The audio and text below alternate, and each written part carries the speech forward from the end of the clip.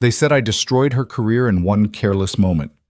Standing in that glass-walled lobby with security cameras fixed on my face and her voice cutting through the crowd like a blade, I knew exactly what this looked like. A maintenance guy, a single father barely holding it together, and her, young, polished, untouchable, pointing at the shattered system panel behind me like I'd just blown up her entire world. Everyone stared. Some pulled out phones, and all I could think was, my daughter's tuition is due next week, and I just became the easiest person to blame. If you want to see how a man with nothing left to lose fights back against a system designed to crush him, stay until the end. Hit like and drop your city in the comments. I want to see how far this story travels. The fluorescent lights in the basement maintenance room buzzed like insects trapped in a jar. Evan Ryder sat on an overturned bucket, elbows on his knees, staring at the work order crumpled in his oil-stained hands. Third shift. Again. He'd lost count of how many times he'd pulled doubles this month, but his bank account remembered everyone. "Dad, are you coming home tonight?" His daughter's voice still echoed in his head from the phone call an hour ago. Maya. 9 years old. Too smart for her own good, she'd ask the question the way kids do when they already know the answer but hope they're wrong. "I'll be there for breakfast," he'd told her, though Mrs. Chen from 4B had already agreed to get her on the school bus. Again, Evan stood, joints stiff, and grabbed his tool belt from the hook.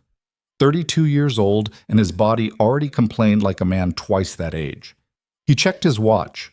11:47 p.m. The building would be nearly empty now, just security, a few late-working executives on the upper floors, and him. The elevator ride to the 18th floor was silent except for the mechanical whir of cables. Evan watched the numbers climb, floor by floor, each one representing a world he'd never belonged to. Consultants, lawyers, people who wore ties that cost more than his monthly rent. The doors opened with a soft chime. The 18th floor was all glass and steel, designed to look expensive and feel cold. Evan had been working in this building for 3 years and still felt like an intruder every time he stepped onto the executive levels. His boots, scuffed, practical, made soft squeaking sounds against the polished marble. He found the electrical panel tucked behind a decorative column near the northeast corner. Someone had reported flickering lights in the main conference room. Probably nothing. Probably a loose connection or a dying ballast. The kind of thing that took 10 minutes to fix but somehow required a full work order and 2 signatures. Evan popped open the panel and immediately frowned. The wiring inside looked like someone had let a child play with spaghetti. Whoever had installed this system had cut corners, probably during the building's renovation 5 years ago. Evan recognized the signs. Cheap contractors, rushed timelines, inspectors who looked the other way for the right price. He pulled out his voltage tester and got to work. What he didn't know, what he couldn't have known, was that 17 floors above him, a young woman named Lena Cross was pacing in front of a boardroom, rehearsing a presentation that could make or break her career. "The system integration is complete," she muttered to herself, clicking through slides on her tablet. "We've stress-tested every scenario. The launch event next week will demonstrate our platform's full capabilities to potential investors," and her phone buzzed. A text from her assistant. "Electrical issue on 18. Maintenance handling it." Lena barely glanced at the message. Electrical issues were someone else's problem. She had 5 days to make sure everything was perfect for the biggest corporate event her company had ever hosted.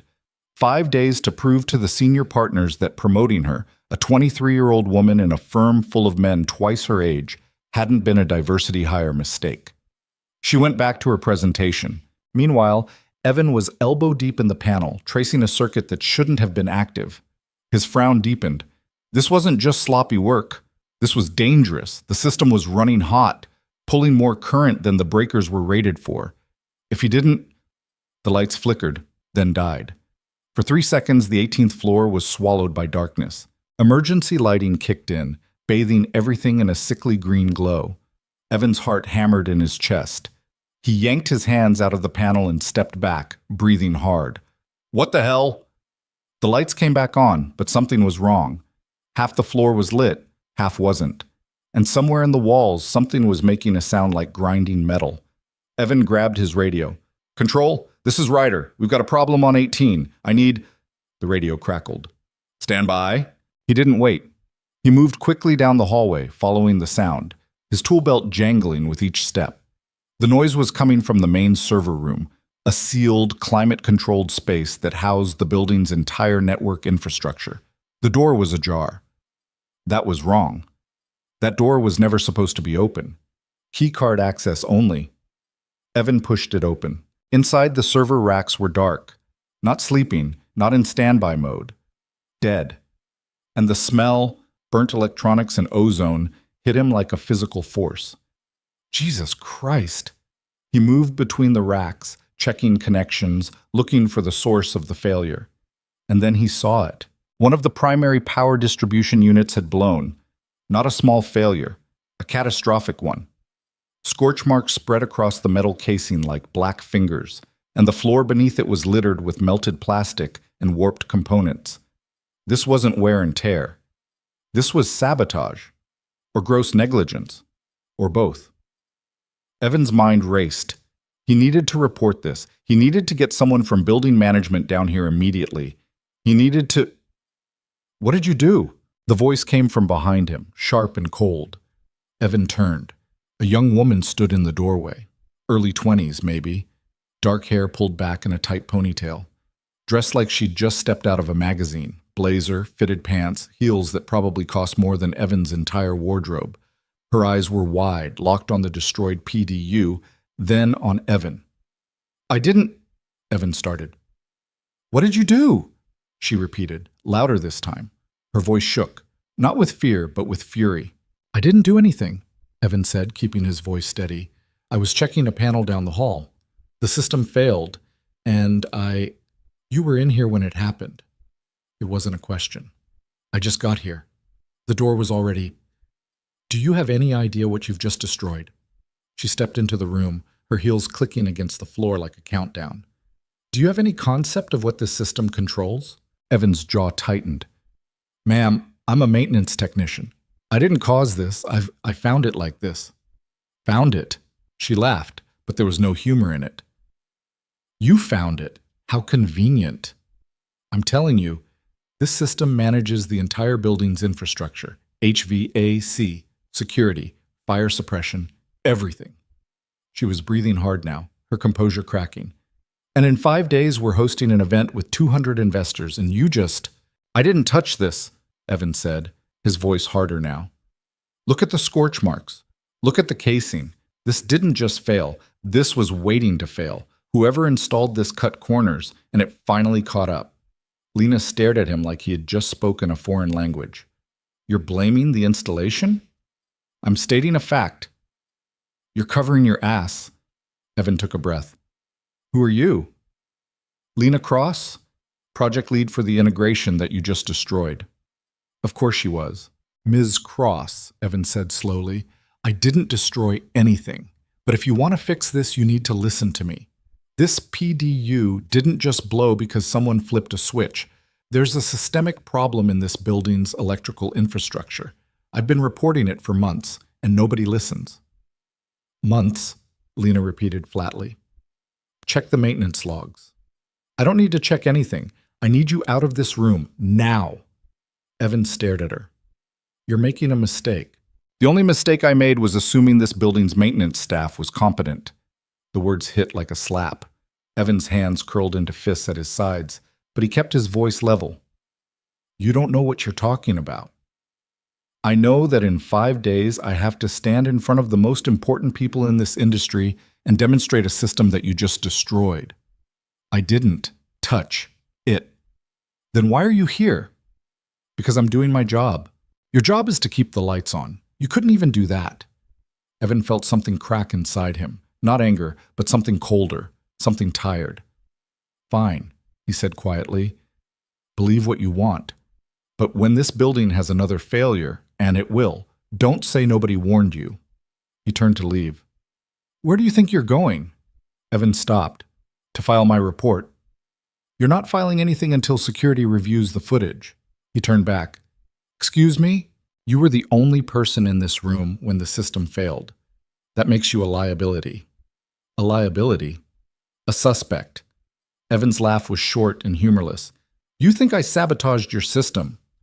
I think you were in the wrong place at the wrong time, and now I have to explain to my bosses why their entire network is down. So you're going to blame the maintenance guy. I'm going to let the facts speak for themselves. The facts, Evan repeated. Right. Lena pulled out her phone and made a call. Security? This is Lena Cross. I need someone on 18 immediately. We have a situation. Evan stood there watching her and felt the weight of every bad decision he'd never made pressing down on him anyway. This was how it worked. People like him, people who fixed things, who showed up, who did the work nobody else wanted to do, were invisible until something went wrong. Then they became convenient. 2 security guards arrived within minutes. They were polite but firm, asking Evan to step into the hallway while they sorted things out. He complied. He always complied. What choice did he have? Lena stood with her arms crossed, watching him like he might bolt. Ms. Cross, one of the guards said gently, we'll need to pull the footage and get statements, but for now, I want him placed on administrative leave, Lena said. The guard blinked. That's not our call, ma'am. You'd need to go through building management. Then get them on the phone, Evan spoke up. You're really doing this. Lena's eyes locked on his. I'm protecting my project. You're protecting yourself. Her jaw tightened. I don't know you. I don't know what happened here. All I know is that I have 5 days to salvage a disaster, and I can't afford to take chances. Evan nodded slowly. Yeah, I get it. He did. He'd been getting it his whole life.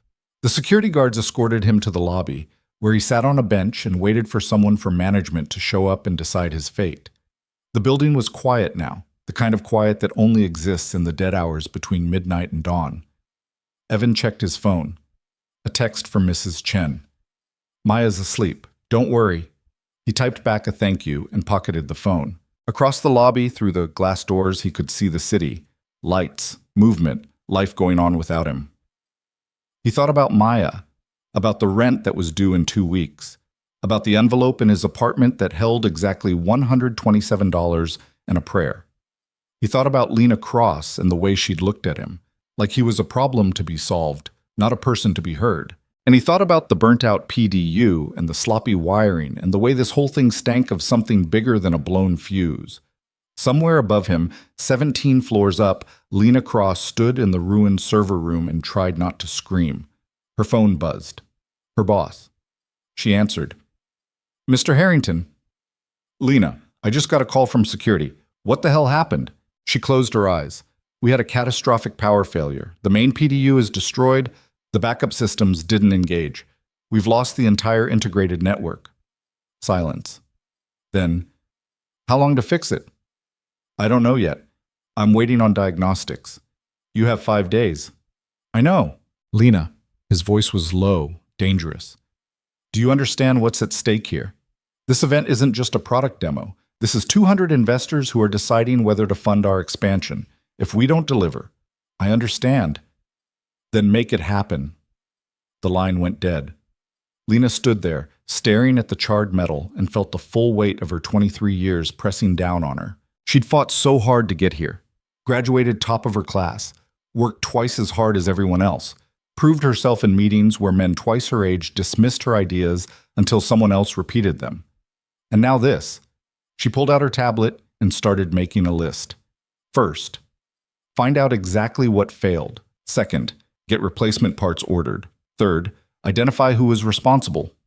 Her pen hovered over the third item, Evan Ryder. She didn't know anything about him except that he'd been in the room when everything went wrong. That had to mean something, didn't it?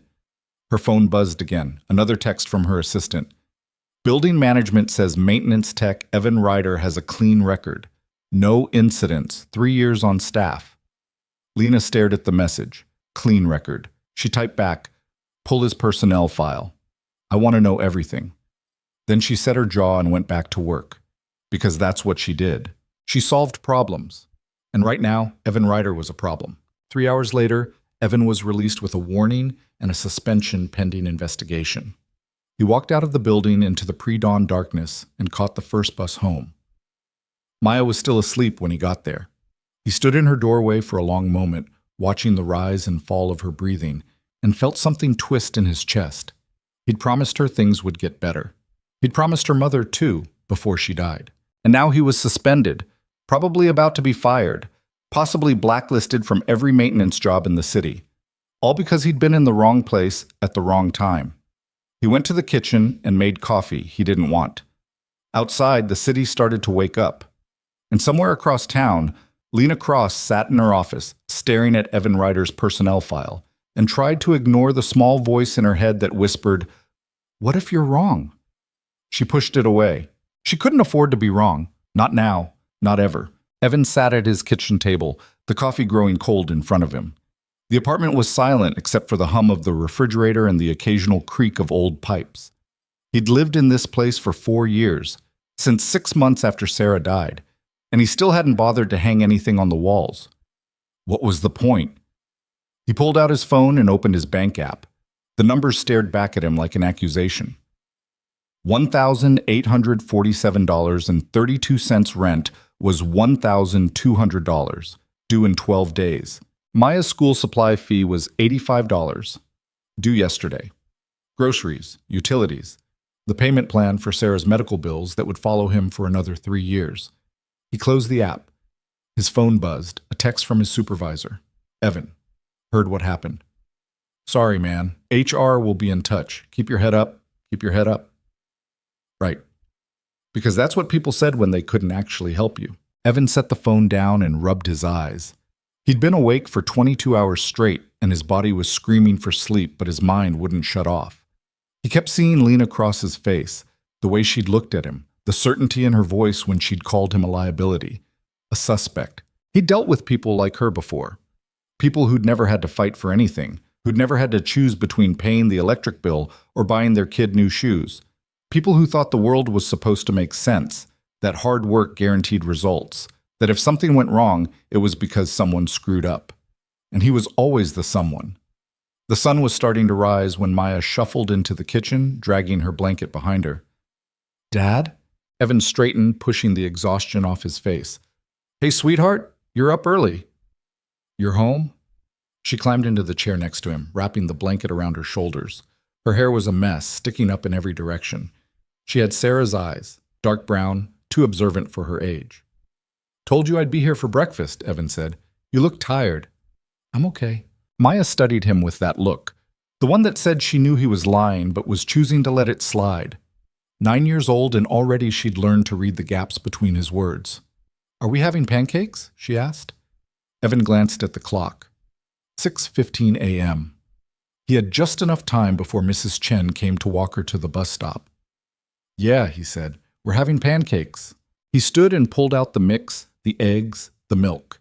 His hands moved through the familiar routine while Maya sat at the table and told him about a book she was reading for school. Something about a girl who discovered she had magic powers but had to keep them secret. She can't tell anyone, Maya said, because if people find out, they'll take her away from her family. Evan flipped a pancake. Sounds scary. Yeah, but she's brave. Good. Dad? Yeah? Are you in trouble at work? Evan's hand stilled on the spatula. What makes you think that? You always come home early when something bad happens. He turned to look at her. She was watching him with those eyes again, too smart, too aware. It's nothing, he said, just a misunderstanding. Did you do something wrong? No. Then why are you home? Evan set the spatula down and sat across from her. Sometimes people get blamed for things that aren't their fault. It happens, but it'll get sorted out. When? I don't know, Maya frowned. That's not fair. No, Evan agreed. It's not. She reached across the table and grabbed his hand. Her fingers were small, sticky with syrup residue from yesterday. It'll be okay, Dad. Evan squeezed her hand gently. Yeah, it will. He wished he believed it. Across the city, Lena Cross stood in the ruined server room with 2 technicians and a facilities manager who looked like he'd rather be anywhere else. How bad is it? She asked. The older technician, a guy named Marcus, who'd been working in the building longer than Lena had been alive, wiped his hands on a rag and shook his head. Bad. The PDU is completely fried. We'll need to replace the whole unit plus half the cabling that got damaged in the surge. How long? If we can get the parts today, 3 days, maybe 4. I need it in 2. Marcus laughed. Ms. Cross, with all due respect, I could have a team working around the clock and we still wouldn't then get a bigger team. It's not about manpower. It's about, I don't care what it's about. Lena's voice was ice. I care about results. This event happens in 5 days.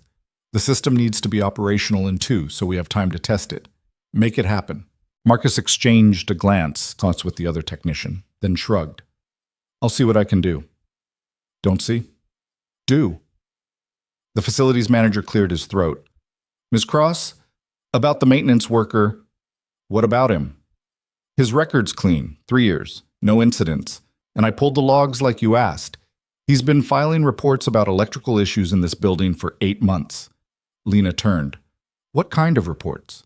Overloaded circuits, faulty wiring, code violations that got missed during the renovation.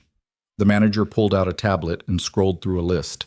He flagged the 18th floor specifically, said the PDU installation looked substandard, recommended a full inspection. When? 4 months ago. Lena's stomach dropped. And? And nothing. Building ownership said they'd look into it, never did. She stared at him. You're telling me this failure was predictable. I'm telling you Ryder tried to warn us. Then why didn't anyone listen? The manager shifted uncomfortably. You'd have to ask ownership. Lena's mind was racing. If Evan Ryder had been reporting problems for months, if he'd specifically flagged this equipment, then no. She couldn't think like that. She'd made the call. She'd told security to investigate him. She'd put his job on the line. If she was wrong, Ms. Cross? She blinked. What? Do you want us to continue with the suspension, or I'll handle it, she said quickly. Just focus on getting the system back online. The manager nodded and left. Lena stood there, staring at the burnt metal, and felt the foundation of her certainty start to crack. Talk. Evan dropped Maya at the bus stop, watched her climb aboard, and stood on the corner until the bus disappeared around the corner. Then he walked home through streets that were starting to fill with morning traffic. His phone rang. Unknown number. He almost didn't answer, but something made him hit the green button. Hello? Mr. Ryder? This is Patricia Voss from Human Resources. Evan's chest tightened. Yeah. I'm calling about the incident last night. We've completed a preliminary review, and we'd like you to come in for a meeting this afternoon at 2. A meeting to discuss your employment status. Am I being fired? A pause. That will be determined during the meeting. Right. Can you be here at 2? Evan thought about saying no, thought about telling them to go to hell, thought about a lot of things. I'll be there, he said. The line went dead. Evan stood on the sidewalk, people rushing past him, and felt the city press in from all sides. Cool! By noon, Lena had called in every favor she had. She sat in her office, a small glass box on the 35th floor, with her phone on speaker, listening to a parts supplier explain why they couldn't deliver a replacement PDU any faster than 5 days. That's not good enough, Lena said. I understand, Ms. Cross, but these units aren't sitting on a shelf somewhere. They're custom-built to spec. 5 days is actually impressive given, find me someone who can do it faster. There isn't anyone. Lena ended the call and immediately dialed another number. This was what she did. When the world said no, she found a different question. Her assistant poked her head in. Your 2 o'clock is here. I don't have a 2 o'clock. Building management. They said it's about the maintenance worker. Lena's jaw tightened. Send them in. A woman in her 50s walked in, dressed in a practical suit carrying a folder. Miss Cross, I'm Patricia Voss, HR. I remember. Patricia sat down without being invited. We need to talk about Evan Ryder. What about him? We've reviewed the security footage from last night. Lena went very still. And? He's telling the truth. He arrived at the electrical panel at 11:52 p.m. The system failure occurred at 12:03 a.m. He entered the server room at 12:04 after the damage was already done. The words landed like stones. So he didn't cause it, Lena said slowly. Correct. And the reports he filed were legitimate. We've confirmed that the building's electrical system has been operating outside code compliance for months. Ryder flagged it repeatedly. Ownership ignored him. Lena felt something cold settle in her stomach. I accused him of sabotage. You did. I suspended him. You recommended it. I executed it. Same thing. Patricia folded her hands. Ms. Cross, I'm not here to judge your decisions. I'm here to inform you that we're reinstating Ryder effective immediately. Good. That's good. However, Patricia's voice hardened. He's considering filing a formal complaint, wrongful accusation, defamation, possibly legal action. Lena's head snapped up. Legal action? You publicly accused him of destroying company property in front of witnesses. If he can prove it damaged his reputation or affected his employment prospects, he has grounds. I was trying to protect the project. You were trying to protect yourself. The words hung in the air. Lena wanted to argue, wanted to defend herself, but Patricia was right. She'd been scared, panicked, and she'd thrown Evan Ryder under the bus because it was easier than admitting she didn't have control. What do you need from me? Lena asked quietly. An apology would be a start. I can do that. In person. Lena nodded. When? He's coming in at 2 for what he thinks is a termination meeting. I suggest you be there. Evan arrived at the building at 1:55 p.m. He'd showered, shaved, put on his cleanest shirt. Not because he thought it would make a difference, but because Sarah had always told him to show up looking like he gave a damn, even when he didn't. The HR office was on the 3rd floor. Evan took the stairs because the elevator felt too slow, too confined. Patricia Voss met him in the lobby. Mr. Ryder, thank you for coming. Didn't think I had a choice. You always have a choice. She gestured to a conference room. This way. Evan followed her, his tool belt conspicuously absent. He felt naked without it. The conference room was small, sterile. A table, 4 chairs, a window overlooking the city, and Lena Cross, sitting in one of the chairs, looking like she hadn't slept. Evan stopped in the doorway. Ms. Cross wanted to be here, Patricia said. Please, sit. Evan didn't move. Is this the part where you fire me in front of the person who got me fired? Nobody's firing you, Patricia said. Evan's eyes cut to Lena. That right? Lena stood. Mr. Ryder, I owe you an apology. An apology. I reviewed the security footage. I spoke to building management. You were telling the truth. You didn't cause the failure. You tried to prevent it. Evan crossed his arms. Took you 12 hours to figure that out. I was wrong. Yeah, you were. Lena flinched but didn't look away. I was scared. My career was on the line. The event, everything I've worked for, was falling apart, and I needed someone to blame. So you picked the maintenance guy. Yes, because that's easy. Yes. Evan laughed, short and bitter. At least you're honest about it. I'm trying to make this right. You can't. Evan's voice was flat. You suspended me. You accused me of sabotage in front of witnesses. You think an apology fixes that? I know it doesn't. Then what do you want from me? Lena took a breath. I want your help. Evan stared at her. You're kidding. The system is still down.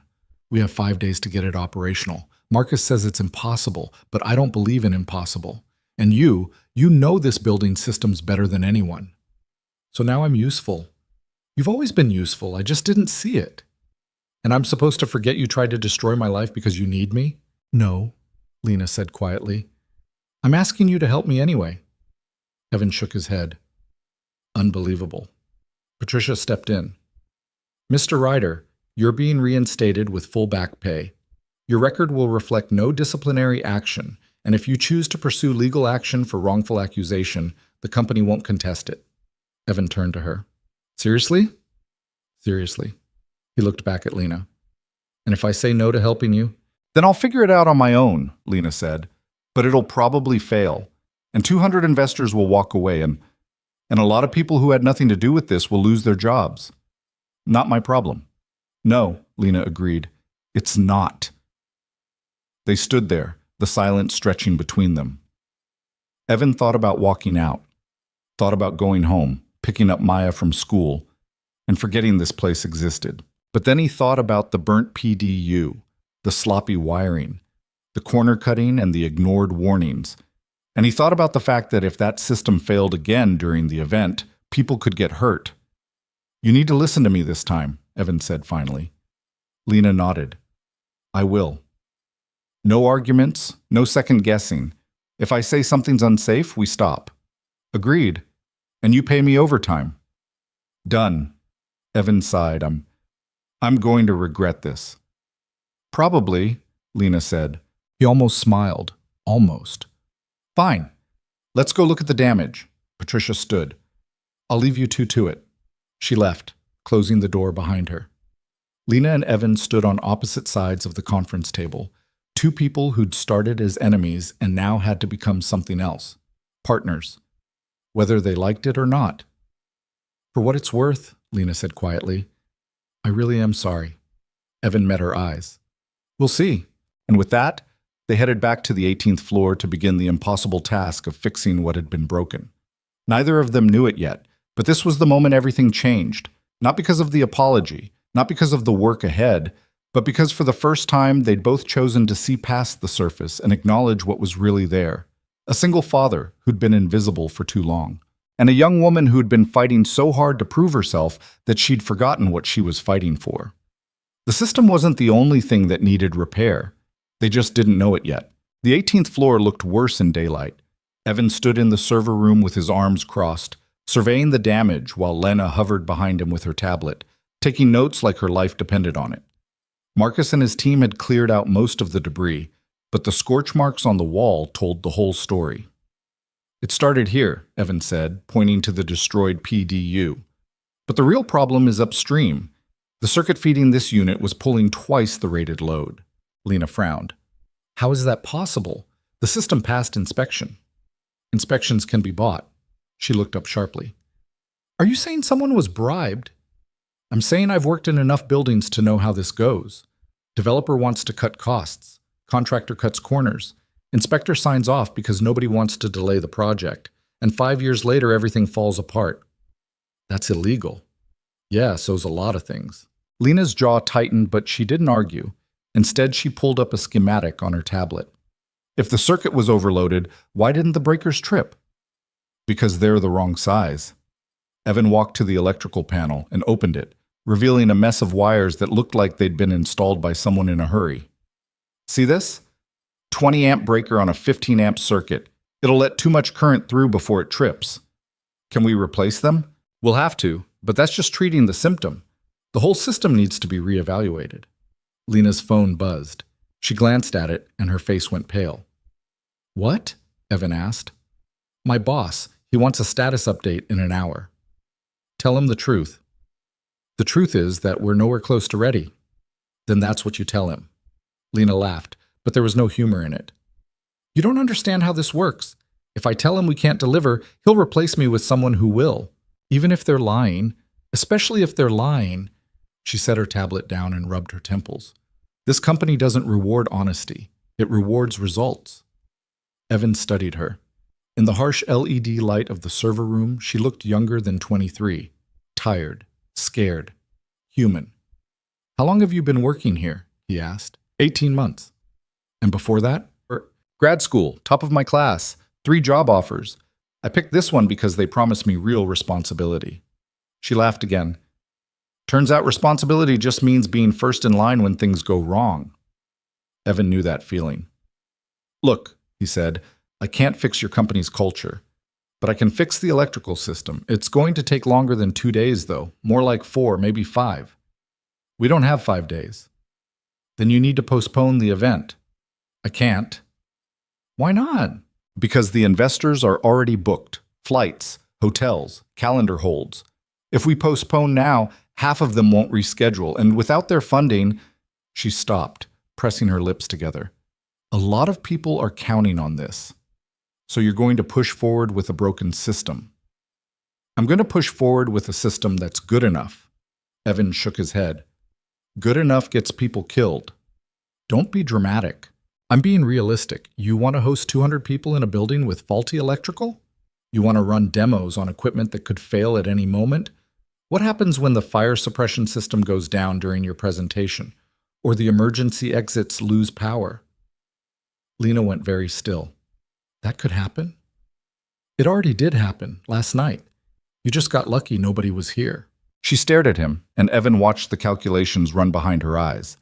The risk assessment, the cost-benefit analysis. All the things people like her did when they were trying to justify a bad decision. What if we focus on the critical systems, she said finally. Just get enough operational to run the event safely. We can fix the rest later. Define safely. Life support, fire suppression, emergency lighting, the network infrastructure for the demos. Evan considered it. It wasn't ideal. It wasn't even close to ideal, but it was better than nothing. I'll need full access, he said. No restrictions, no bureaucracy. If I say I need a part, I get it. If I say I need a contractor, you hire them. Done. And if I say something's not safe, we pull the plug. No arguments. Lena hesitated. What if we're out of time? Then you postpone. Evan, those are my terms. They locked eyes. Two stubborn people who'd both been backed into corners and were trying to find a way out that didn't involve surrender. Fine, Lena said, but I'm working with you. You don't need to do that. Yes, I do. This is my project, my responsibility. I'm not sitting in an office while you fix my mistakes. Evan almost argued, but something in her expression stopped him. Pride, maybe, or guilt, or just the same desperate need to feel useful that he recognized in himself. You know anything about electrical work? He asked. I can learn. It's not a classroom. I learn fast, Evan sighed. You'll do exactly what I tell you. No improvising, no shortcuts. Agreed. And if you get in the way, I'm sending you back upstairs. Fair. He turned back to the panel. Then let's get started. For the next 3 hours, they worked in tense silence. Evan walked Lena through the basics. How to read a circuit diagram, how to test voltage, how to identify which systems were critical and which could wait. She asked questions constantly, scribbling notes on her tablet, and to Evan's surprise, she actually listened to the answers. It was strange, working alongside her. Every time their hands brushed reaching for the same tool or their shoulders bumped in the cramped space behind the server racks, Evan felt the reminder of who she was, what she'd done to him. But he also saw the way she bit her lip when she was concentrating, the way she swore under her breath when she dropped a screwdriver, the way she didn't complain when her expensive blazer got covered in dust and grime. She wasn't what he'd expected. Around 4 p.m., Marcus showed up with a delivery. Got your replacement breakers, he said, dropping a box on the floor. Also, facilities wants to know if you need additional manpower. Yeah, Evan said. I need someone who knows HVAC controls. The climate system is tied into the same circuit as the servers. If we're going to isolate them, we need to reroute the ductwork. Marcus made a note.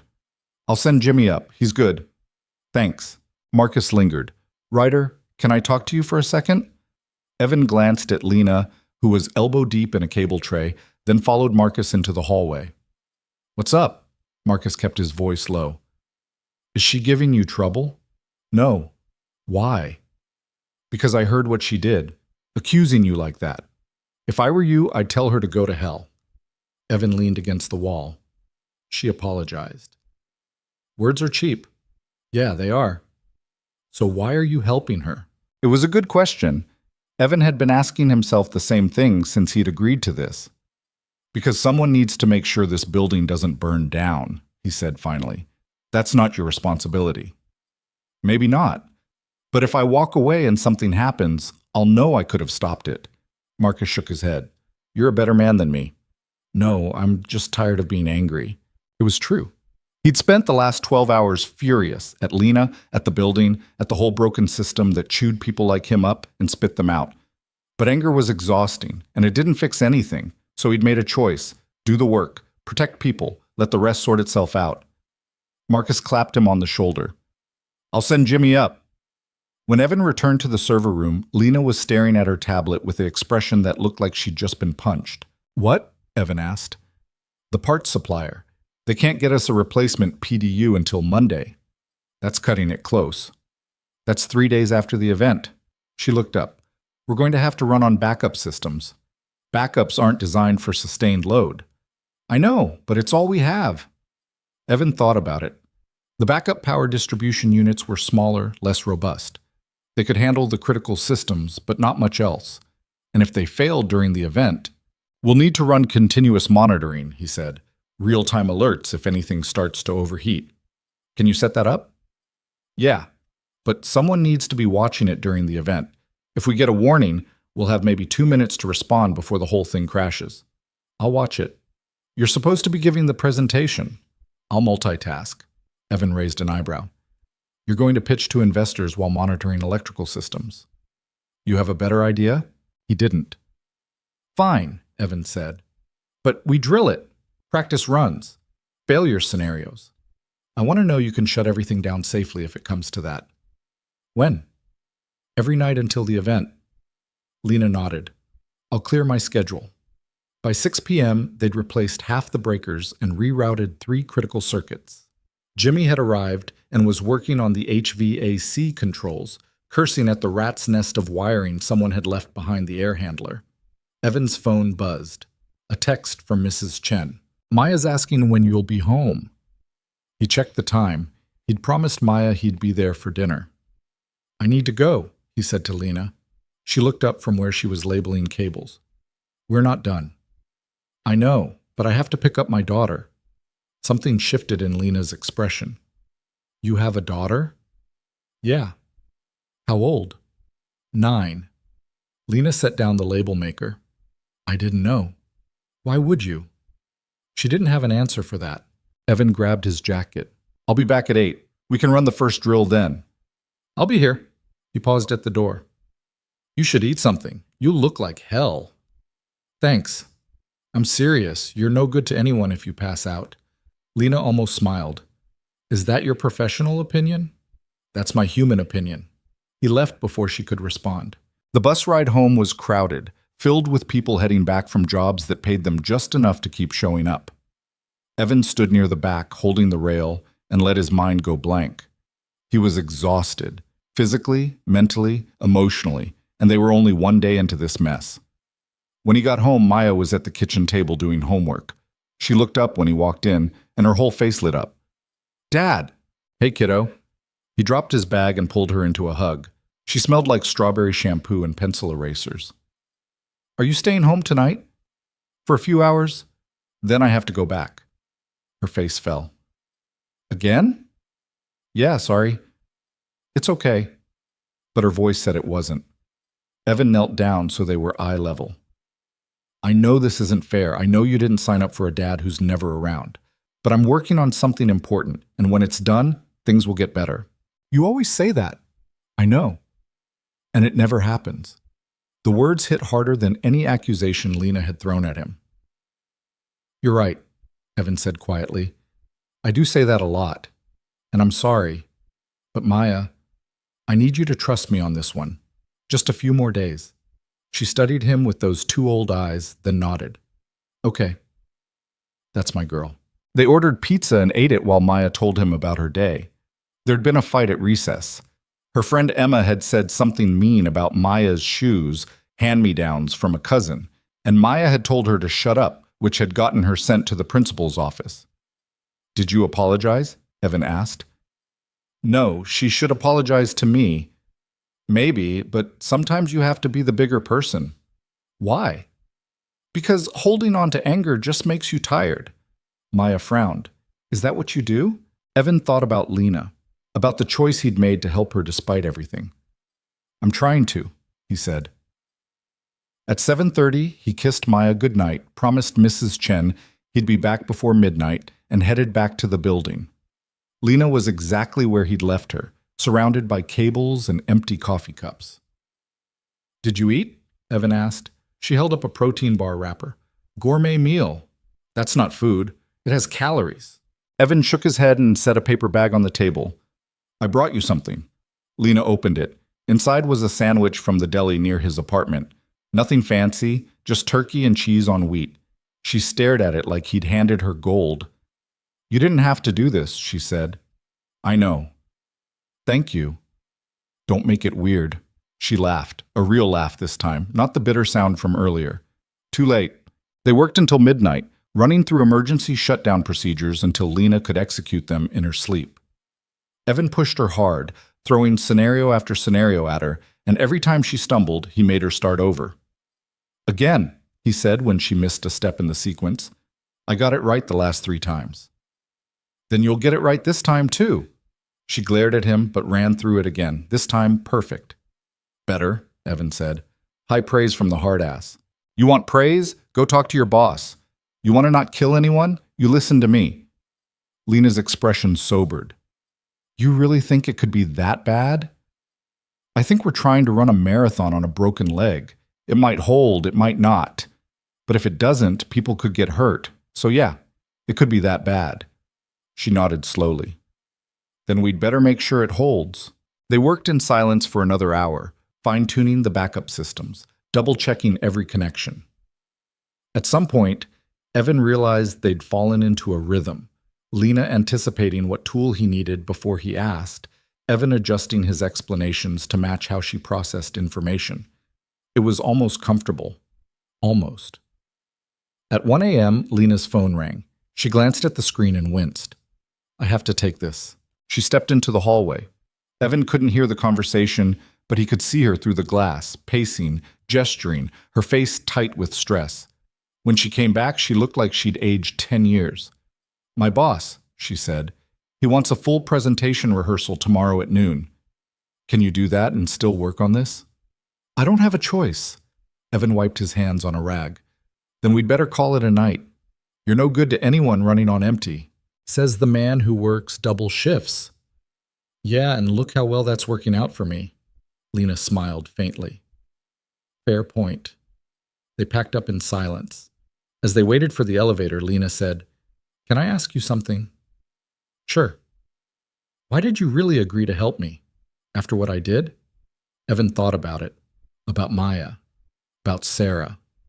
About all the times he'd been knocked down and had to choose whether to stay there or get back up. Because staying angry takes too much energy, he said, and I've got better things to spend it on. The elevator arrived with a soft chime. Your daughter, Lena said. Evan nodded. My daughter. They rode down in silence. When they reached the lobby, Lena turned to him. For what it's worth, she said, she's lucky to have you. Evan didn't know what to say to that, so he just nodded and headed for the door. Outside, the city was quiet. A few cars.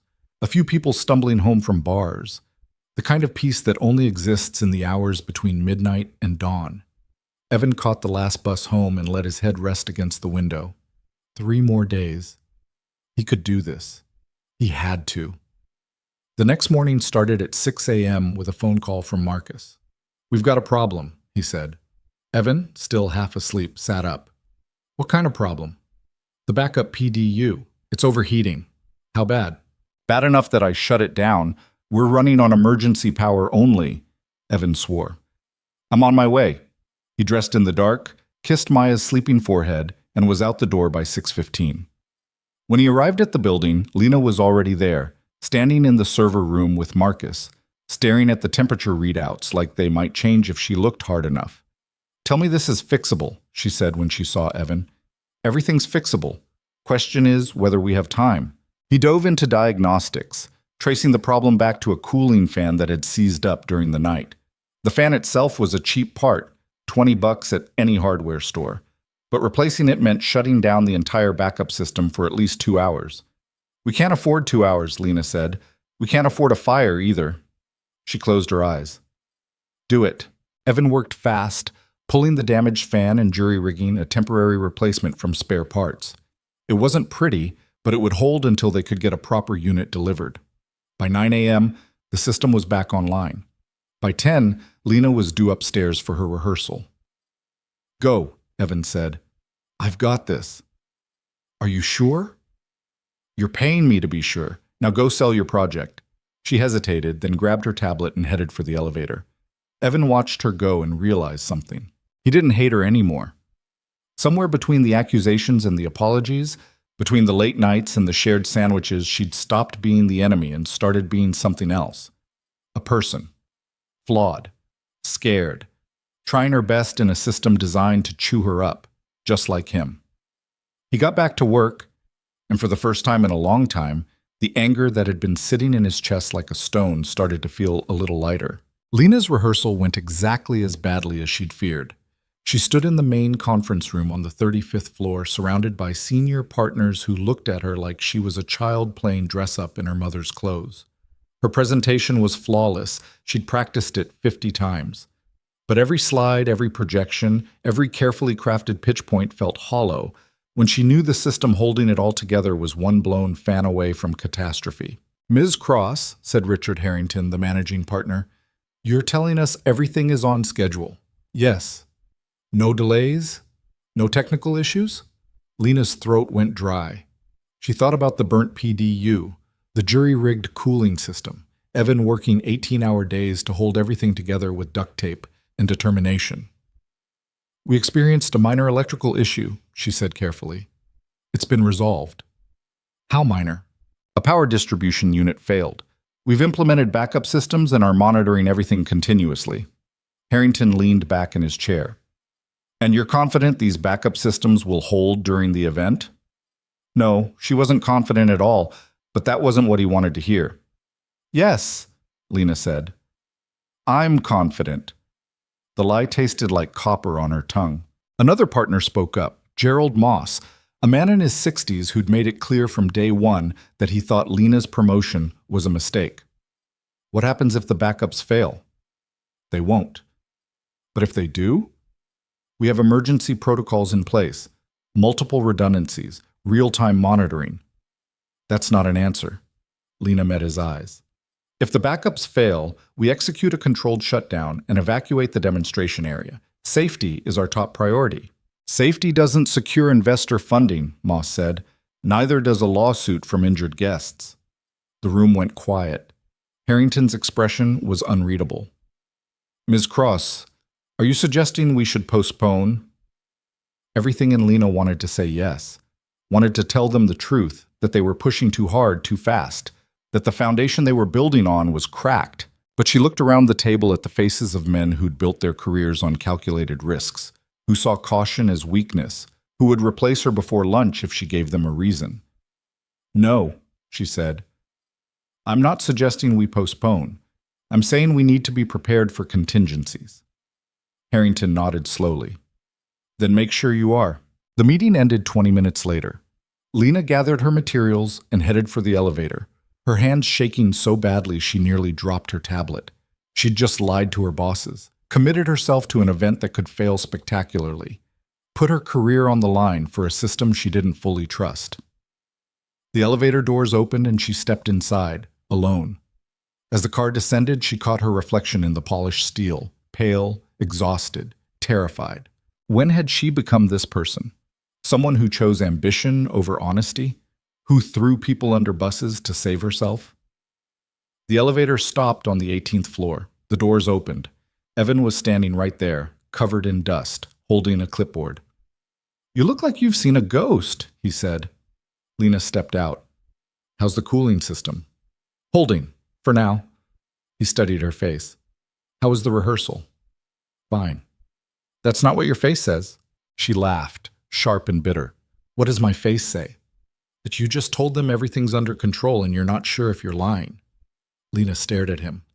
"How did you—" "Because I've been there." Evan set down his clipboard. "When my wife was dying, everyone kept asking me how I was doing, and I kept saying, 'Fine, I'm fine, we're fine,' even when I knew we weren't, even when the doctors were telling me to prepare for the worst, because if I admitted the truth, it meant giving up."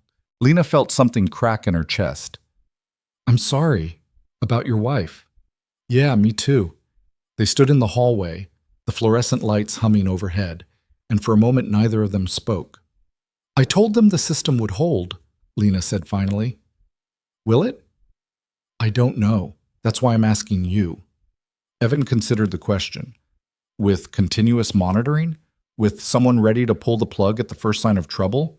Maybe, but it's going to be close. Close isn't good enough. "No, it's not. But it's what we've got." Lena nodded, trying to absorb that. "Then we'd better make it work." "That's the plan." She looked at him, really looked at him. This man she'd accused, suspended, nearly destroyed.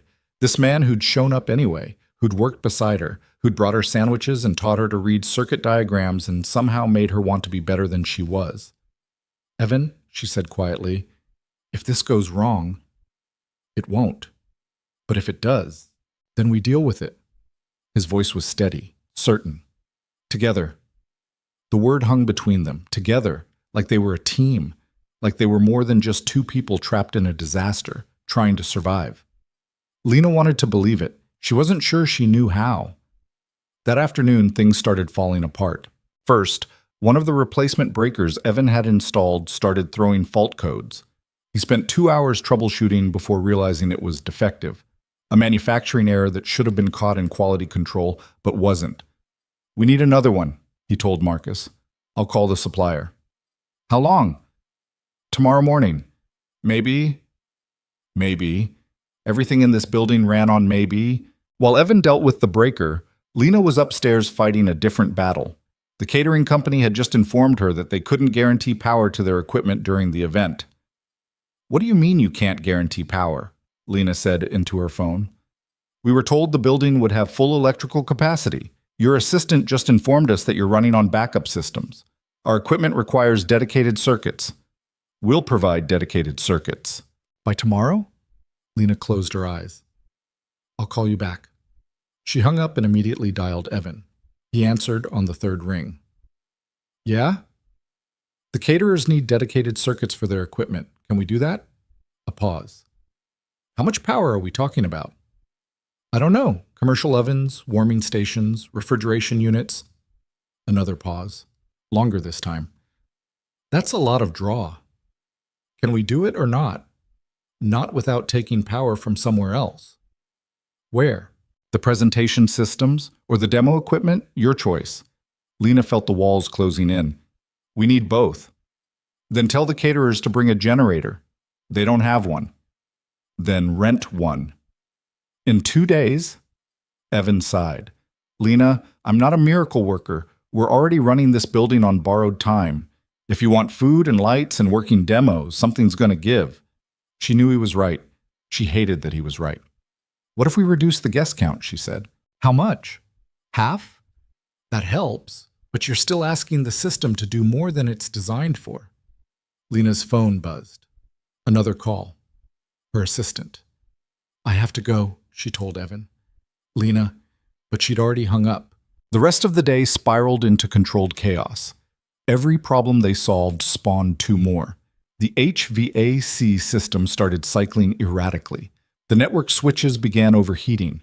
A water pipe near the server room developed a slow leak that nobody noticed until there was a puddle spreading across the floor. By 8 p.m., Evan was ready to walk into traffic. He stood in the mechanical room on the 19th floor, staring at a pressure gauge that was reading 20 psi higher than it should, and wondered if this was what a nervous breakdown felt like. His phone rang. Maya. He answered immediately. "Hey, sweetheart." "Dad, when are you coming home?" "Never." He was going to die in this building, buried under failed systems and broken promises. "Soon," he said. "How was school?" "Okay. Mrs. Chen made spaghetti." "That's good." "When soon?" Evan checked his watch. "Couple hours. You should get ready for bed." "I'm not tired." "Maya, you said it would only be a few more days. It's been 3 days." "I know. You promised." "I know, sweetheart. And I'm sorry, but this job, it's important." "More important than me?" The question hit like a punch to the gut. "No," Evan said, his voice rough. "Nothing's more important than you. But people are counting on me to make sure they're safe, and if I walk away, someone else can do it. There isn't someone else." Silence on the other end. Then quietly, "You're always leaving." "Maya, Mom left, and then you started leaving too, and I hate it." Evan's throat closed up. "I'm not leaving you." "Yes, you are. Every night, every morning, you're always gone." "That's different." "No, it's not." He wanted to argue, wanted to explain the difference between work and abandonment, between sacrifice and neglect. But she was 9 years old, and her mother was dead, and her father was never home, and no explanation was going to change how that felt. "You're right." Evan said quietly. I am gone too much, and that's not fair to you, but I promise, after this week things are going to be different. You always say that. This time I mean it. He heard her sigh. Okay. I love you, kiddo. Love you too. The line went dead. Evan stood there with the phone in his hand, the pressure gauge still screaming its warning, and felt the weight of every choice he'd ever made pressing down on him. He was doing this for her. The overtime, the extra shifts, the constant hustle to keep them afloat. But what good was financial security if she grew up thinking she wasn't worth his time? His radio crackled. Marcus. Ryder, we've got another situation. Can you get up to 18? Evan closed his eyes. On my way. When he reached the 18th floor, he found Lena sitting on the floor outside the server room with her head in her hands. What happened? Evan asked. She looked up. Her eyes were red. Everything. That's not specific. The caterers quit, said the liability was too high. My boss just informed me that we can't reduce the guest count because we already confirmed numbers. And the replacement PDU? It's not coming until next week. Evan sat down next to her. The floor was cold, hard, uncomfortable. Exactly how he felt.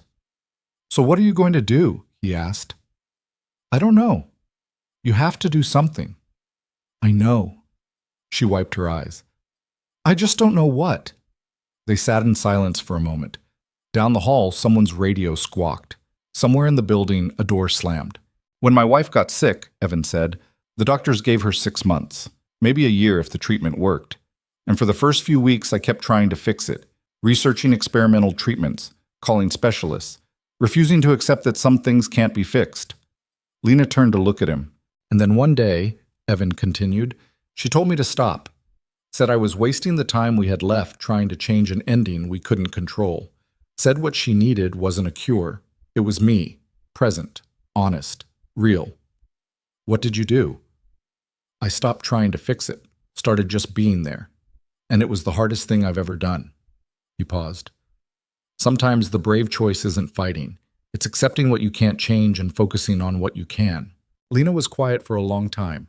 Then she said, Are you telling me to cancel the event? I'm telling you that you have a choice. You can keep pushing forward, hoping nothing breaks. Or you can be honest about the risks and let the people in charge make an informed decision. They'll fire me. Maybe. Or maybe they'll respect you for telling the truth. She laughed. You don't know these people. No. But I know you're not the person who accused me in that lobby. You're better than that. You've proven it. Lena's breath hitched. How? By showing up every day. By learning from me instead of dismissing me. By caring enough to get your hands dirty. He gestured at her outfit. Designer clothes covered in grime and cable grease. Look at you. You're a mess. Thanks. I mean it as a compliment. A week ago, you cared more about looking right than being right. Now you're sitting on a dirty floor covered in dust, trying to figure out how to do the right thing even though it might cost you everything. He smiled. That's growth. Tears spilled down Lena's cheeks. I'm scared. Good. That means you're paying attention. She wiped her face with the back of her hand, smearing the dust. If I tell them the truth, they'll cancel the event. 200 investors will go home. The company loses the funding. People get laid off. And if you don't tell them the truth and something goes wrong, people could get hurt. Yeah. Lena leaned her head back against the wall. This is impossible. Most important decisions are. She turned to him. What would you do? I'd tell the truth, but I'm not the one who has to live with the consequences. They sat there, two people at the end of their ropes, trying to figure out which way to fall. Finally, Lena pulled out her phone. I need to make a call. You want privacy? No, stay. Evan watched as she dialed.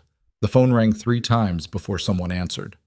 Mr. Harrington, Lena said, her voice steady. I need to talk to you about the event. Evan couldn't hear the other side of the conversation, but he watched Lena's face as she spoke, watched her explain the failures, the risks, the impossible choice between safety and success. I understand the financial implications, she was saying. I understand what's at stake. But I can't in good conscience tell you this system is safe when I know it might fail. And if it fails with 200 people in the building... She paused, listening. Yes, sir, I understand what I'm saying. I'm recommending we postpone. Another pause. Longer this time. Lena's knuckles were white around the phone. Then she said, I understand.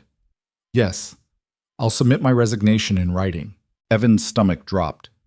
Thank you, Lena said quietly, and ended the call. She set the phone down and stared at it like it might explode. They fired you, Evan said. Technically, I resigned, but yes, for telling them the truth, for prioritizing safety over profit, which, in their view, is the same as failure. Evan wanted to tell her she'd made the right choice, that integrity mattered, that doing the right thing was its own reward. But he looked at her sitting there, young, brilliant, unemployed, and knew how hollow those words would sound. I'm sorry, he said instead. Lena nodded. Me too. They sat in silence for a while. Then Lena said, They're going ahead with the event anyway. Evan's head snapped up. What?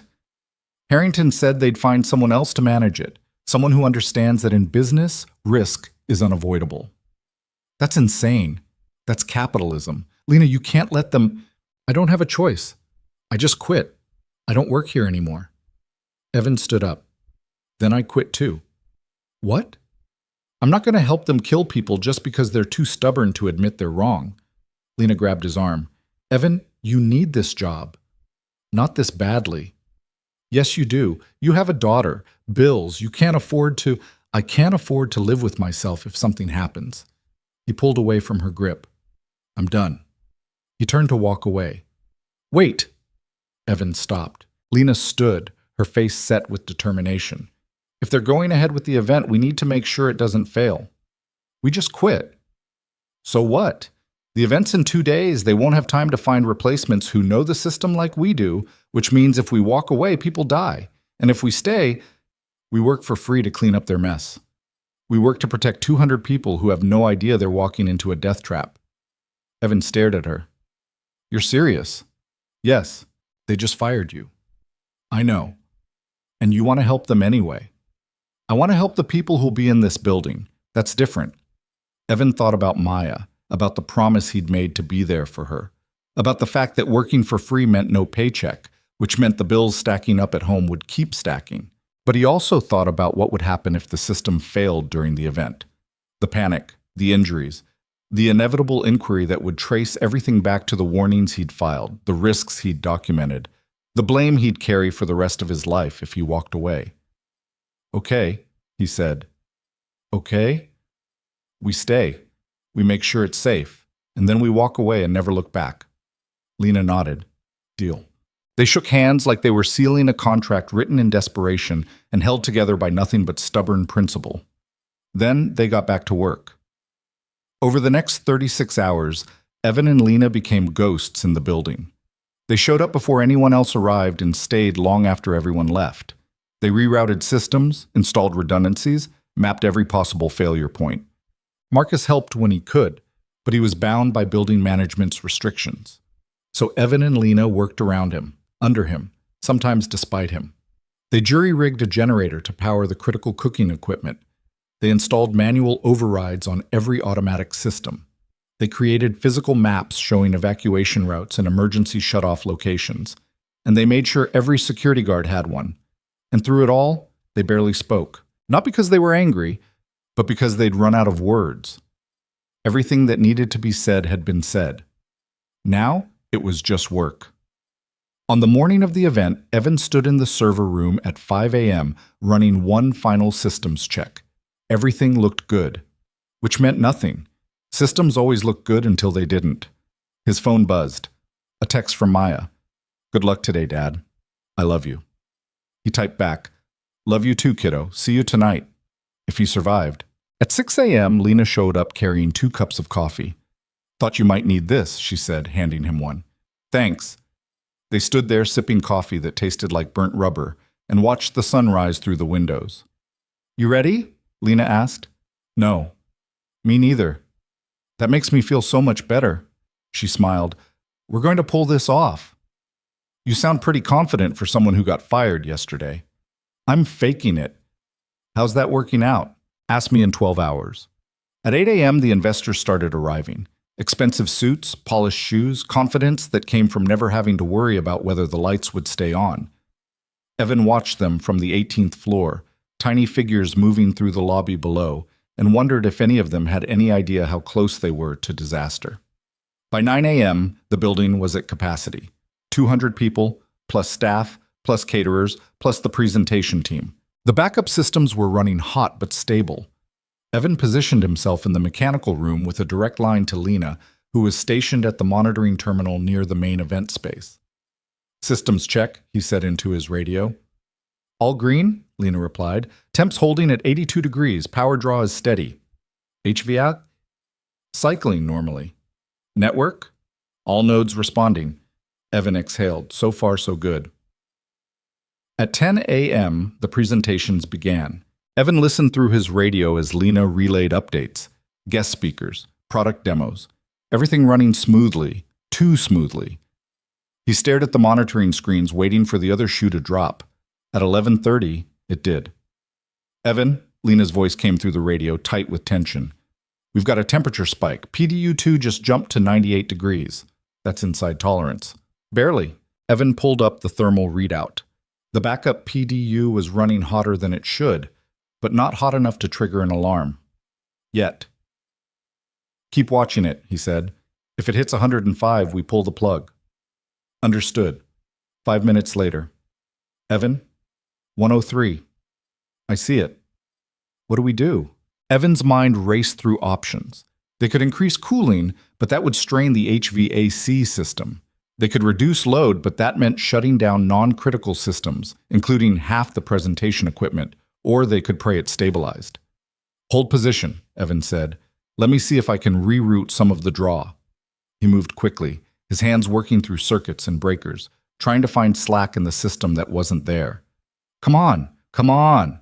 The temperature climbed to 104, 105. "Evan, I know!" 106. And then, impossibly, it started to drop. 105, 104, 102. Evan let out a breath he hadn't realized he'd been holding. "We're stable," he said. "For now," Lena replied. At noon, they served lunch. The cooking equipment pulled exactly as much power as Evan had calculated, which was already more than he'd wanted, but less than catastrophic. At 1 p.m., the main presentation began. And at 1:45, Evan's worst nightmare came true. The lights flickered. Not a lot. Just enough to notice. "Lena," Evan said into the radio. "I saw it." "What's the draw?" 92% of capacity. Too high. Way too high. "We need to shut down something. The presentation's running. I can't." The lights flickered again. This time people noticed. Evan could hear the murmur of concern through the walls. "Lena," he said, forcing his voice to stay calm. "We're out of time. Either we shut down non-critical systems now, or the whole thing crashes." A pause. Then, "Do it." Evan started killing power to everything that wasn't life support or emergency systems. Conference room lights, decorative features, half the climate control. The building plunged into a dimmer, warmer version of itself. And the main presentation kept running. People were definitely noticing now. Evan could hear the buzz of confusion, the shuffling of feet. But the lights stayed on. The presentation continued, and slowly, gradually, the power draw started to stabilize. At 3 p.m., the event ended. At 3:15, the guests started leaving. At 3:30, Evan stood in the mechanical room, staring at the screens, and realized they'd actually done it. They'd pulled off the impossible. His radio crackled. "Evan?" "Yeah." "We did it." "Yeah." "I can't believe we did it." "Yeah." He heard her laugh. Exhausted, relieved, slightly hysterical. "I need to sit down." "Same." "Meet me in the server room?" "Give me 5 minutes." When Evan got there, Lena was sitting on the floor again, exactly where they'd sat 2 nights ago. He sat down next to her. "That was close," she said. "Too close. But we made it. This time." She turned to look at him. "Thank you." "For what?" "For staying. For not giving up. For being better than everyone who told you to walk away." Evan shrugged. Couldn't let you have all the fun. Lena smiled, then leaned her head on his shoulder. It was a small gesture, simple, but it felt like a shift in gravity. Evan didn't move, didn't speak, just sat there with this woman who'd gone from enemy to partner to something he couldn't quite name, and let himself breathe for the first time in days. Outside, the city kept moving. Inside, for just a moment, everything was still. They sat there for maybe 10 minutes before reality crept back in. Evan's radio crackled. Marcus. Ryder, building management wants a post-event debrief. You around? Evan grabbed the radio. Yeah, where? 3rd floor, 20 minutes. He looked at Lena. You coming? I don't work here anymore, remember? Neither do I, apparently. But I'm going anyway. She stood, brushing dust off her pants. Then I guess we're both unemployed idiots walking into a meeting we weren't invited to. Sounds about right. The conference room on the 3rd floor was packed. Building management, facilities, security. Senior partners from Lena's former company. Everyone who had a stake in whether the event had been a success or a lawsuit waiting to happen. When Evan and Lena walked in, the room went quiet. Richard Harrington sat at the head of the table, his expression unreadable. Miss Cross, Mr. Ryder, I wasn't expecting you. We wanted to make sure you had the full picture, Lena said evenly. The full picture is that the event concluded without incident. The investors were impressed. We're moving forward with funding negotiations. Harrington leaned back in his chair. So, I'm not sure what you think you're adding. The part where your building almost killed everyone, Evan said. The room went very still. Excuse me? Said Gerald Moss, the partner who'd questioned Lena during her rehearsal. Evan pulled out his tablet and set it on the table. At 1:45 p.m., the electrical system hit 92% of backup capacity. The main PDU was running at 106 degrees, 20 degrees over safe operating temperature. We had to shut down half the building's non-critical systems to prevent a total failure. But you prevented it, Harrington said, this time. But if we'd been running the system at full capacity like you originally planned, it would have blown. And when backup systems fail, they don't fail gracefully. You would have had a building full of people in the dark, with no climate control, and possibly no fire suppression. Moss leaned forward. Are you trying to scare us, Mr. Ryder? I'm trying to make sure you understand what you got away with. We didn't get away with anything. We executed a successful event under challenging circumstances. You gambled with people's lives. We made a calculated business decision. Evan's hands curled into fists under the table. A calculated decision that ignored every safety recommendation I filed for 8 months. Those recommendations were reviewed and deemed non-critical. By who? The same people who signed off on the substandard wiring in the first place? Harrington held up a hand. Gentlemen, this is not productive.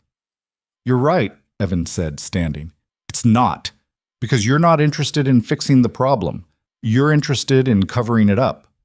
That's not fair, said Patricia Voss, the HR director. We're committed to building safety. Then why didn't you act on my reports? Because we have protocols, procedures. We can't shut down a building every time someone files a maintenance complaint. I didn't file a complaint. I filed a safety violation, multiple violations, with photographic evidence and code citations, and you ignored them because addressing them would have cost money. The room erupted into overlapping arguments. Voices rising, accusations flying, everyone trying to defend their position while simultaneously shifting blame. Lena watched it all with a strange detachment. This was the world she'd been fighting to succeed in. A world where safety was negotiable, where integrity was a liability, where the only thing that mattered was the bottom line. She'd thought she wanted to be part of it. Now she wasn't so sure. Enough, Harrington said, his voice cutting through the noise. Ms. Cross, you submitted your resignation, Mr. Ryder. You've made your position clear. I think we're done here. Not quite, Lena said quietly. Everyone turned to look at her. She stood, pulling out her own tablet. Before I resigned, I compiled a full report on the electrical failures, system vulnerabilities, code violations, every shortcut that was taken during the building's renovation, every warning that was ignored, every decision that prioritized profit over safety. Harrington's face went very still. What are you doing with that report? Right now? Nothing. It's sitting in a folder on my computer. And you're telling us this because I want you to understand what's at stake. If another event happens in this building and someone gets hurt, that report becomes evidence. Evidence that you were warned, that you knew about the risks, that you chose to do nothing. Moss stood up, his face red. Are you threatening us? I'm informing you. There's a difference. This is extortion. No, Lena said calmly. Extortion would be me demanding something in exchange for keeping quiet.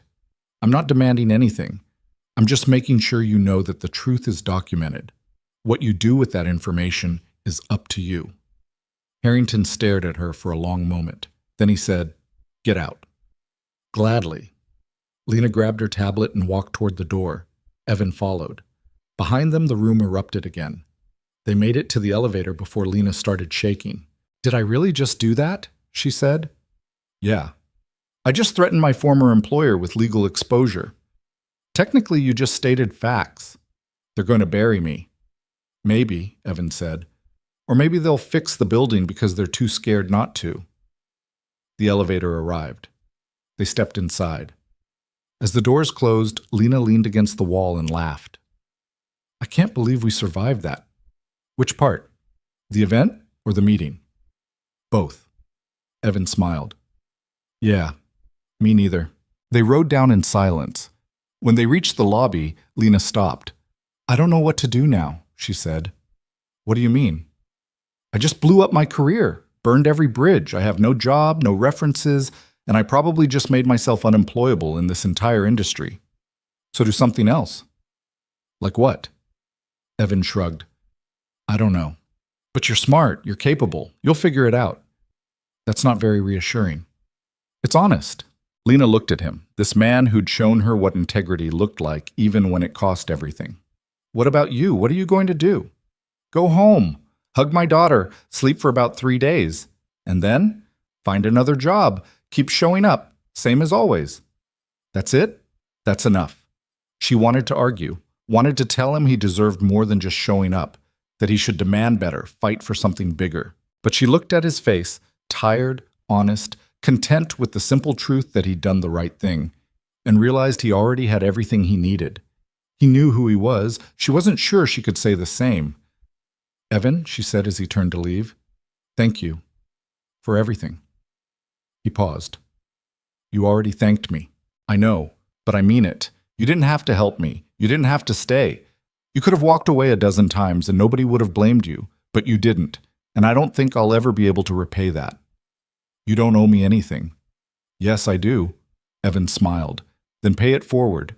Next time you see someone getting blamed for something that isn't their fault, speak up. That's all the payment I need." He walked out into the afternoon sun, leaving Lena standing in the lobby of a building that no longer felt like home. She watched him go, then pulled out her phone and called her assistant, former assistant. "Hey, it's Lena." "Yeah, I know. Listen, I need you to do me a favor. That report I compiled, send it to the city building inspector's office, anonymously." A pause. Then, "Are you sure?" "Yeah," Lena said, "I'm sure." She hung up and walked out into the city, unemployed and uncertain and somehow more at peace than she'd been in years. 3 days later, the story broke. City inspectors raided the building, armed with an anonymous tip and a very detailed report outlining code violations dating back 5 years.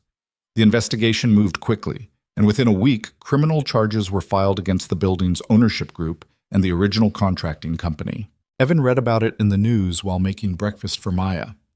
"Dad," Maya said, syrup dripping from her fork, "is that your building?" "Used to be." "Are you in trouble?" "No, sweetheart. I'm the one who tried to fix it." "Did you?" Evan thought about the burnt PDU, the jury-rigged systems, the event they'd barely survived. "Sort of. That's good, right?" "Yeah, that's good." His phone rang. Unknown number. He answered cautiously. "Hello? Mr. Ryder, this is David Chen from Apex Construction. I'm calling about a position we have open for a senior facilities manager." Evan blinked. "I didn't apply for anything." "We received your resume from a referral, along with a very strong recommendation from someone named Lena Cross." Evan's chest tightened. "She recommended me." She said, and I quote, "Evan Ryder is the most competent, principled, and unfairly overlooked professional I've ever worked with. If you don't hire him, you're making a mistake. Evan didn't know what to say. The position comes with a 20% salary increase over your previous role, Chen continued, plus benefits and standard business hours. No night shifts unless there's an emergency. Are you interested? Yes, I'm interested. Excellent. Can you come in for an interview tomorrow? Absolutely. He hung up and stared at the phone. Maya looked up at him. What happened? I think I just got a job offer. That's good, right? Evan laughed. Yeah, kiddo, that's really good. That night, after Maya was asleep, Evan pulled out his phone and typed a message to Lena. You didn't have to do that. Her response came almost immediately. Yes, I did. You saved my life. Least I could do was save your career. I didn't save your life. You saved me from becoming someone I didn't want to be. Same thing. Evan smiled. Thank you. You're welcome. Now go ace that interview. He set the phone down and looked around his small apartment. Same peeling paint, same creaky floors, same life he'd been living for the past 4 years. But somehow, it felt different. Lighter. Like maybe the weight he'd been carrying was finally starting to ease. 2 weeks later, Evan started his new job. The work was similar. Facilities management, system oversight, the same technical challenges he'd always handled. But the culture was different. People listened when he flagged problems. Management took safety seriously. And for the first time in years, Evan felt like his expertise was valued instead of tolerated. He worked normal hours, came home for dinner, helped Maya with homework, slowly started to feel like a father again instead of just a paycheck. And every few days, he'd get a text from Lena. Sometimes it was a meme, sometimes a question about electrical systems because she'd decided to take an engineering course online, sometimes just a random thought she wanted to share. They'd become friends. Strange, unexpected friends who'd met in the worst circumstances and somehow found their way to something better. One Saturday afternoon, Evan's doorbell rang. He opened it to find Lena standing there with a bottle of wine and a slightly nervous expression. Hi, she said. Hi. I was in the neighborhood. Thought I'd stop by. Is that weird? That's probably weird. I should have called first. Evan smiled. It's fine, come in. She stepped inside, looking around at the modest apartment with curiosity rather than judgment. So this is where you live? This is it? It's nice. It's small. Small is cozy. Maya appeared from her room, took one look at Lena and said, Are you Dad's girlfriend? Lena's eyes went wide. No, I'm just a friend. Okay. Maya shrugged and went back to her room. Evan laughed. Sorry, she's direct. I like direct, Lena held up the wine. I brought this, but I'm realizing you might not drink, and this might be completely inappropriate, and I'm going to stop talking now. I drink, occasionally. Evan took the bottle. Let me get glasses. They sat on his worn couch, drinking cheap wine from mismatched glasses, and talked about everything and nothing. Lena told him about the consulting work she'd picked up, helping small companies audit their systems for safety compliance. Evan told her about his new job, about Maya's latest school project, about the weird satisfaction of finally working somewhere that didn't make him want to quit every day. You seem happy, Lena said. I am. Good. You deserve it. So do you. She smiled. I'm getting there. Maya wandered out eventually, drawn by the sound of laughter. She climbed onto the couch next to Evan and studied Lena with open curiosity. You're the one from Dad's old job, she said. That's right. He talks about you sometimes. Evan felt his face heat up. Maya, he says you're really smart, but you used to be kind of mean. Lena laughed. He's not wrong. But you're not mean anymore? I'm trying not to be. Good. Dad needs friends. Maya, Evan said. Maybe give us some privacy. Why? Are you going to kiss her? No. Then why do you need privacy? Lena was trying very hard not to laugh. Homework, Evan said firmly. Go. Maya rolled her eyes but complied, disappearing back into her room. Sorry, Evan said again. Don't be. She's great. She's a handful. All the best people are. They sat in comfortable silence for a moment. Then Lena said, Can I tell you something? Sure. That week we spent fixing the building, That was the hardest thing I've ever done. But it was also the first time in my life I felt like I was doing something that actually mattered. Not for a performance review, not for a promotion, just because it was the right thing to do. It was the right thing. I know, and I have you to thank for showing me what that looks like. Evan shook his head. You would have figured it out on your own. Maybe. But it would have taken longer, and I might have hurt more people along the way. You're being too hard on yourself. I accused you of sabotage in front of witnesses. I tried to destroy your career because I was scared. She set down her wine glass. That's not being too hard on myself. That's just facts. And you apologized, and you made it right. People make mistakes, Lena. It's what you do after that matters. She looked at him, really looked at him, and Evan felt something shift in the space between them, something that had been building since that first night in the server room, when they'd gone from enemies to allies to something neither of them had a name for yet. Evan, she said softly.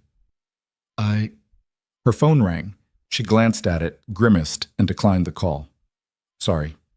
Important? Just my mother. She's been calling all week to tell me how disappointed she is that I threw away my career for principles. Sounds supportive. She means well. She just doesn't understand why I'd choose integrity over success. Those things aren't mutually exclusive. Try telling her that. Lena picked up her wine glass again. She wanted me to be a lawyer, corporate law, make partner by 30. Instead, I'm a 23-year-old consultant working out of a coffee shop. Are you happy? Honestly? Yeah, I am. For the first time since college, I'm doing work I actually believe in. She paused. Is that naive? No, that's rare. They talked until the wine was gone and the sun had set. When Lena finally stood to leave, Evan walked her to the door. Thanks for stopping by, he said. Thanks for not thinking it was weird. It was a little weird. She laughed. Fair. They stood in the doorway, neither quite ready to end the evening. Evan, Lena said, would you want to get dinner sometime, like actual dinner at a restaurant? Are you asking me on a date? I'm asking if you'd like to spend time together in a context that doesn't involve imminent electrical failure. Evan smiled. Yeah, I'd like that. Really? Really? Okay, good. She looked genuinely relieved. I'll text you. Sounds good. She turned to leave, then stopped. Hey, Evan? Yeah? I'm really glad I met you, even if it started terribly. Me too. She left, and Evan closed the door, leaning against it with a stupid grin on his face. Maya appeared from her room. You like her? Go to bed. You do. I can tell. Maya. It's okay, Dad. I like her too. Evan looked at his daughter, this wise, observant kid who saw through every defense he tried to put up. Yeah? Yeah, she makes you smile. A lot of things make me smile. Not like that. Evan pulled her into a hug. When did you get so smart? I've always been smart. You just don't pay attention. I pay attention. Not always. He kissed the top of her head. You're right. I'm sorry. It's okay. You're doing better now. Yeah, Evan said quietly. I am. The next morning, Evan got a call from the city building inspector's office. They wanted him to testify in the case against the building's ownership group. His maintenance reports, his documentation, his first-hand account of the safety violations, all of it was crucial evidence. Will I have to go to court? Evan asked. Possibly, but most likely this will settle before trial. Your testimony is strong enough that they'll want to avoid it going public. What happens if they settle? They pay fines, possibly face criminal charges for gross negligence, and the building gets a full safety overhaul. It was more than Evan had hoped for. That evening, he called Lena. They want me to testify, he said. Are you going to do it? Yeah? Good. Those bastards deserve everything coming to them. Evan laughed. Tell me how you really feel. I'm serious. They knew. They all knew. And they chose profit over safety. If your testimony puts them out of business, I'll sleep better at night. It's not about revenge. No, it's about accountability, which is somehow more satisfying. They talked for an hour about the case, about Lena's new consulting projects, about Maya's upcoming school play. She invited me, by the way, Lena said. To the play? Yeah, she sent me an invitation, hand-drawn. It has glitter. Evan felt his chest tighten. You don't have to come. I want to, if that's okay. It's okay. Then I'll be there. After they hung up, Evan sat on his couch and stared at the phone. His life was changing, not in dramatic ways, not with grand gestures or sweeping transformations, but in small, quiet moments that added up to something bigger. A job that respected him, a daughter who felt seen, a friend, maybe more than a friend, who made him believe that good things were still possible. For years, Evan had been stuck, surviving but not living, going through motions without feeling them. Now, finally, he was starting to move forward. The night of Maya's play, Evan sat in the school auditorium, surrounded by other parents, feeling both proud and terrified. Maya had the lead role, a brave girl who went on a quest to save her village, and she'd been rehearsing nonstop for weeks. Lena slipped into the seat next to him just as the lights dimmed. "Made it," she whispered. "Glad you're here." The play was exactly what you'd expect from a fourth-grade production. Missed cues, forgotten lines, costumes held together with safety pins and hope. But Maya was perfect, confident, bright, everything Evan had hoped she'd be. When it ended, they stood and applauded until their hands hurt. Afterward, in the lobby, Maya ran up to them, still wearing her costume. "Did you see me?" "You were amazing," Evan said, pulling her into a hug. "You really were," Lena added. "I believed every word." Maya beamed. "Thanks for coming. Wouldn't miss it." As they walked out to the parking lot, Maya slipped her hand into Evan's, then reached out and grabbed Lena's hand too. "Can we get ice cream?" she asked. Evan looked at Lena, who smiled and nodded. "Yeah," Evan said. "We can get ice cream." They went to a diner down the street, the kind with red vinyl booths and a jukebox that only played oldies. Maya ordered a sundae bigger than her head and talked non-stop about the play, about her friends, about everything and nothing. Lena listened like every word mattered, and Evan watched them both, his daughter and this woman who'd come into his life like a storm and somehow become part of its foundation, and felt something he hadn't felt in years. Hope. Not the desperate, clinging kind that comes from fear, but the quiet, steady kind that comes from knowing you're not alone anymore. When they dropped Lena off at her apartment later, Maya hugged her goodbye. "You should come over more," Maya said. "I'd like that." "Dad likes it too. He just won't say it." Evan groaned. "Maya," Lena laughed. "I'll see you soon, okay?" "Okay." They drove home in comfortable silence. When they got there, Evan tucked Maya into bed and listened to her talk about the play until her words got slower and slower and finally stopped altogether. He stood in her doorway, watching her sleep, and thought about Sarah, about how much she would have loved tonight, how proud she would have been. And for the first time since she died, Evan didn't feel guilty for being happy. He felt grateful. Grateful that he'd survived the worst thing that could happen to him. Grateful that he'd found his way back to something resembling joy. Grateful that maybe, just maybe, the hardest parts were behind him. His phone buzzed. A text from Lena. "Thank you for letting me be part of tonight. It meant more than you know." Evan typed back, "Thank you for showing up. Always." He set the phone down and went to bed, and for the first time in 4 years, he slept without dreams of things falling apart. 3 months passed like water through open hands. The building case settled out of court. The ownership group paid 7 figures in fines, 2 executives faced criminal charges, and the entire structure was shut down for a mandatory safety overhaul. Evan's testimony had been the nail in the coffin. His meticulous documentation, his ignored warnings, his first-hand account of a system designed to fail. The media picked up the story. Local news ran segments about negligent landlords and the invisible workers who tried to protect people. Evan's face appeared on television for exactly 30 seconds, long enough for him to look uncomfortable and say, "I was just doing my job." But it wasn't just a job. It never had been. It was about the people who walked into buildings every day, assuming someone cared whether they made it home safely. It was about the single mothers and overworked fathers and kids going to school who deserved better than corners cut for profit margins. Evan went back to work at Apex Construction the day after the settlement was announced. His coworkers treated him like a minor celebrity for about a week before everything returned to normal, which was exactly how Evan wanted it. Normal meant picking Maya up from school on time. Normal meant helping with homework at the kitchen table instead of through exhausted phone calls from job sites. Normal meant weekend mornings, drinking coffee while Maya watched cartoons, her feet tucked under his leg like an anchor. And normal, increasingly, meant Lena. She'd become part of their routine in ways Evan hadn't planned but couldn't imagine living without. Sunday dinners, movie nights where Maya picked films that made Evan want to sleep and Lena genuinely enjoyed. Homework sessions where Lena explained math concepts in ways that actually made sense. Maya adored her. That was the simplest truth. Evan's feelings were more complicated. He'd spent 4 years building walls, convincing himself that he and Maya were fine on their own, that letting anyone else in meant risking the kind of loss that had nearly destroyed him when Sarah died. But Lena didn't feel like a risk. She felt like someone who understood that life was hard and messy and sometimes unfair and showed up anyway. One Saturday in late spring, Evan was fixing the sink in his apartment when Maya appeared in the doorway with her phone.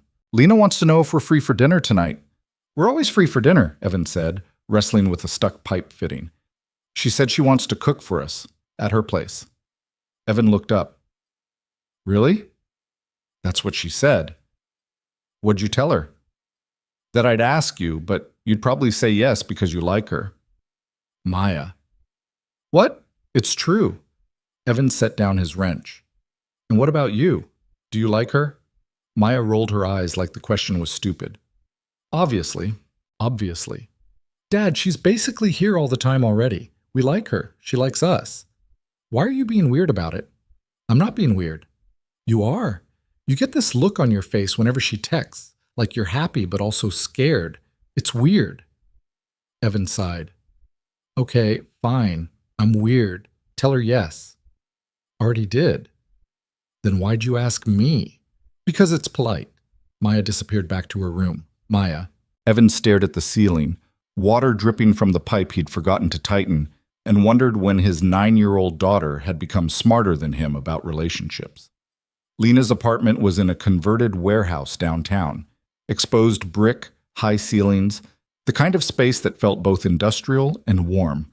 She answered the door wearing jeans and an old college sweatshirt, her hair pulled back in a messy bun. "Hey," she said, smiling. "Come in." The apartment smelled like garlic and tomatoes. Music played softly from a speaker in the corner.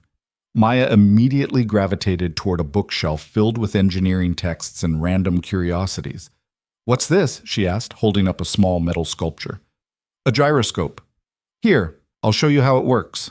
Evan watched them together, Lena patiently explaining angular momentum while Maya listened with complete focus and felt his chest tighten in a way that was equal parts wonderful and terrifying. "Can I help with anything?" he asked. Lena glanced over. "You can open the wine. Glasses are in the cabinet above the sink." They ate at her small dining table, pasta with homemade sauce, salad, bread that Lena admitted she'd bought from the bakery downstairs because she'd burned the first batch.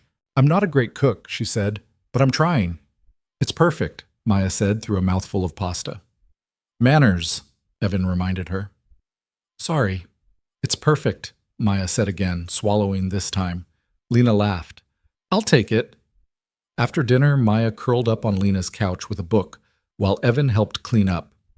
They worked in comfortable silence, Evan washing dishes while Lena dried and put them away. "Thank you for coming," Lena said quietly. "Thank you for having us." "I wanted—" She paused, choosing her words carefully. "I wanted you to see my space, to know that this isn't just me showing up in your life, that I have a life too, and I want you both to be part of it." Evan set down the dish he was holding. "Lena, I know this is complicated.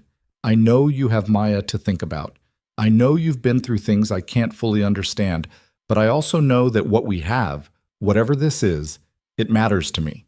And I needed you to know that." Evan dried his hands on a towel, his heart hammering. "It matters to me too." "Yeah?" "Yeah." They stood in her small kitchen, the last of the evening light filtering through the windows, and Evan made a choice. He kissed her. It wasn't dramatic. Wasn't some movie-perfect moment with swelling music and perfect timing. It was just two people who'd been through hell together, who'd learned to trust each other when trust felt impossible, finally admitting what had been building for months. When they pulled apart, Lena smiled. "Took you long enough. I'm a slow learner." "I've noticed." From the couch, Maya's voice carried over. Are you guys done being gross? Because I want dessert. Lena laughed, her forehead still pressed against Evan's. We should probably... Yeah. They served ice cream and watched Maya demolish hers while asking Lena increasingly complex questions about physics. Evan sat back and watched them, this woman and this child who'd somehow become the center of his world, and felt something he hadn't felt in years. Complete. Not because his life was perfect. It wasn't. The apartment still had peeling paint. The bills still piled up faster than he could pay them. Maya still asked hard questions about her mother that Evan didn't always know how to answer. But he wasn't alone anymore, and that made all the difference. A week later, Evan got a call from an unexpected source. Mr. Ryder, this is Richard Harrington. Evan nearly dropped his phone. Mr. Harrington, I wasn't expecting to hear from you. I imagine not. Listen, I'll be direct. The building case settlement included a provision requiring a complete overhaul of our safety protocols. We need someone to oversee it. Someone who actually knows what they're doing. Someone who won't be pressured into cutting corners. And you're calling me because? Because you were right. About everything. The wiring, the violations, the risks we ignored. And because I'd rather have you working for us than testifying against us in the next lawsuit. Evan almost laughed. That's honest. I'm too old to be anything else. Harrington paused. The position comes with a significant salary increase, full benefits, and complete authority over safety decisions, no overrides, no exceptions. Why should I believe that? Because the alternative is another settlement that might actually bankrupt us. We've learned our lesson, Mr. Ryder, the hard way. But we've learned it. Evan thought about it. Thought about going back to the building where everything had started. Thought about the irony of being offered a job by the people who'd tried to bury him. I need to think about it, he said. Take your time. The offer stands. That night, Evan talked it over with Lena. They sat on his couch, Maya asleep in her room, speaking in low voices. What do you think? He asked. I think it's your decision. That's not helpful. Lena smiled. Okay, honest opinion? It sounds like a trap. That's what I thought too. But, she continued, it also sounds like an opportunity to actually fix the system instead of just complaining about it. You'd have real power, real authority.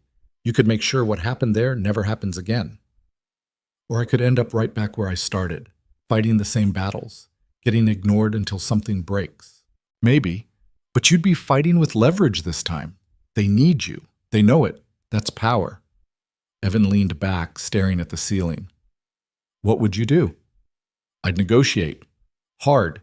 Get everything in writing. Make sure they understand that if they try to undermine you, you walk and take your documentation to every news outlet in the city. You're scary when you're strategic. I learned from the best. He looked at her. I'm not the best at anything. You're the best at showing up when it matters. At doing the right thing even when it costs you. At being someone people can count on. She took his hand. That's not nothing, Evan. He thought about that, about the choices he'd made, the stands he'd taken, the times he'd wanted to quit but didn't. I'm going to call him back, Evan said, but I'm setting terms, real terms, and if they balk, I walk. Good. The negotiations took 2 weeks. Evan insisted on complete authority over safety decisions, an independent review board, quarterly audits, and a clause that guaranteed if he was ever overridden on a safety issue, he could resign immediately with a year's severance. Harrington agreed to all of it. You drive a hard bargain, he said during their final meeting. I learned that the hard way. I imagine you did. Harrington extended his hand. Welcome back, Mr. Ryder, or should I say, Director Ryder. Evan shook it. Just Evan is fine. Fair enough. Just don't make me regret this. I could say the same to you. Evan started the new position on a Monday in June. The building was still under renovation, crews everywhere, systems being torn out and rebuilt to code, inspectors monitoring every step. It felt like vindication, like proof that speaking up, standing firm, refusing to accept dangerous compromises actually mattered. His first day, he walked through every floor, taking notes, asking questions, making sure the contractors understood that cutting corners wasn't an option anymore. On the 18th floor, he stood in the server room where everything had started. The burnt PDU was gone, replaced with a new system installed to spec. The wiring was clean, The ventilation was proper. Everything was exactly as it should have been from the beginning. Marcus found him there. Crazy, right? Marcus said, seeing it all fixed. Yeah. You did this, you know. None of this happens if you don't make noise. A lot of people made noise. But you made noise that mattered. Marcus clapped him on the shoulder. Good to have you back, boss. I'm not your boss. Yeah, you are. Director of Safety Operations. Says so on your door. Evan smiled. Still getting used to that. Get used to it fast. We've got a lot of work to do. They did. For months, Evan worked alongside engineers, contractors, and inspectors to rebuild the building's infrastructure from the ground up. It was exhausting, frustrating. Sometimes he wanted to quit because people still pushed back, still tried to find cheaper solutions, still acted like safety was optional. But he had authority now, he had leverage, and he had a team that respected him. Slowly, the building became what it should have been all along.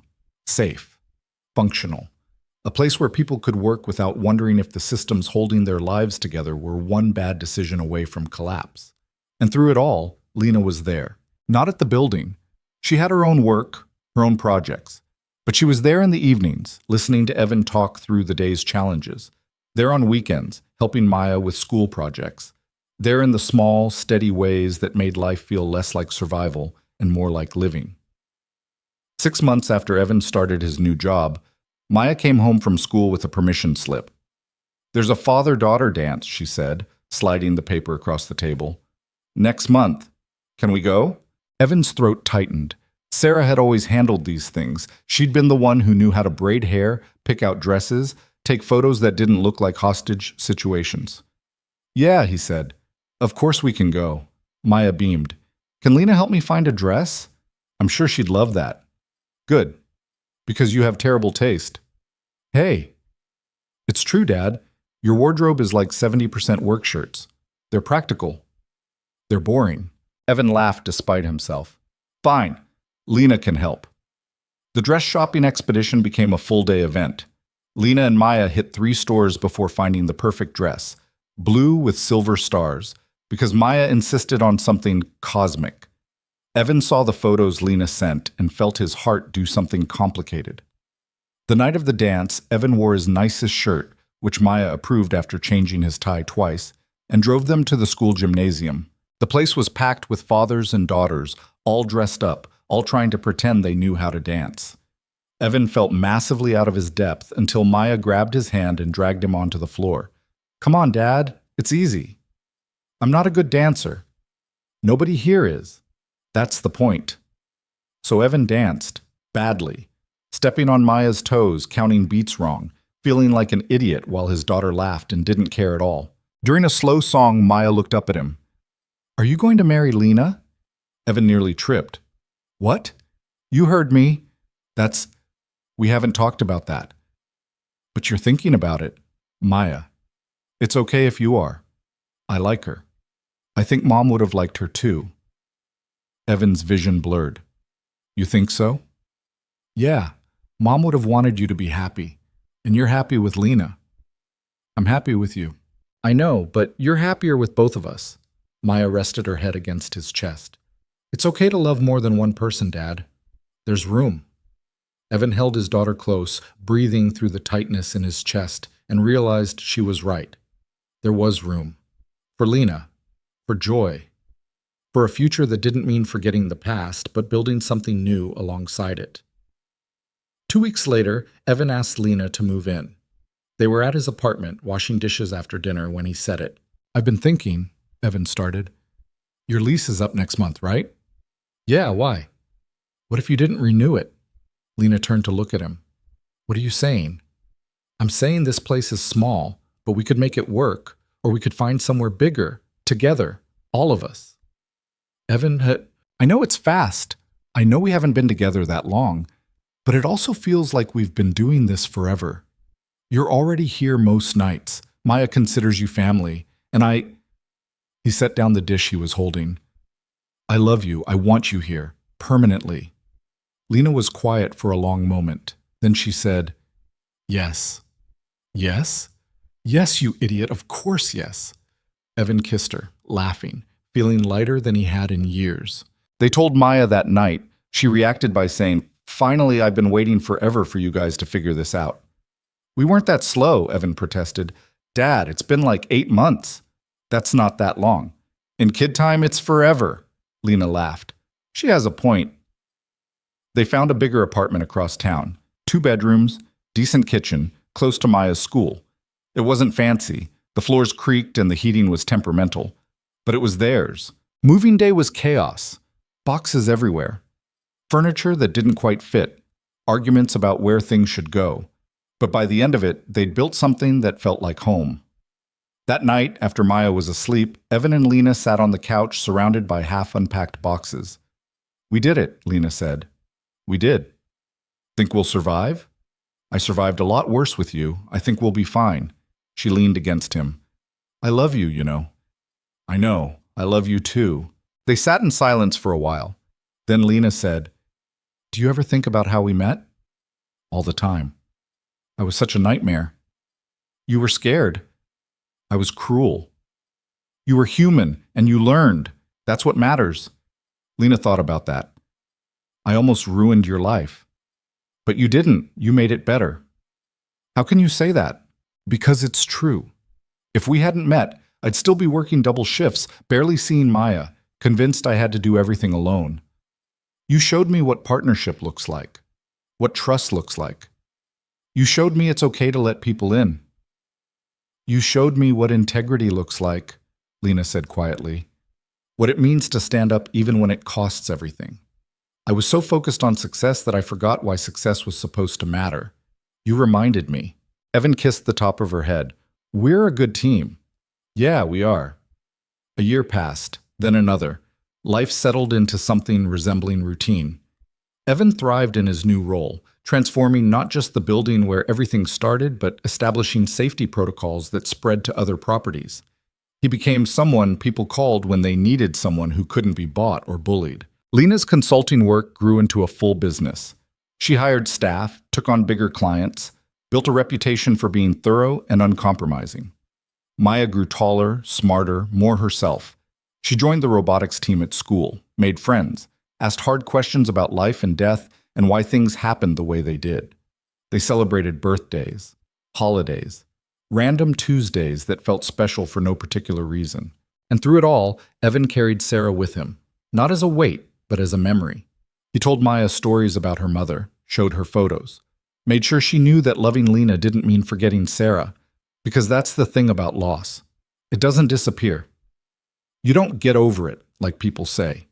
You just learn to carry it differently, to make room for grief and joy at the same time, to understand that the heart is bigger than you think, with space for all of it. One evening, Evan found Maya sitting on the fire escape, looking at the stars.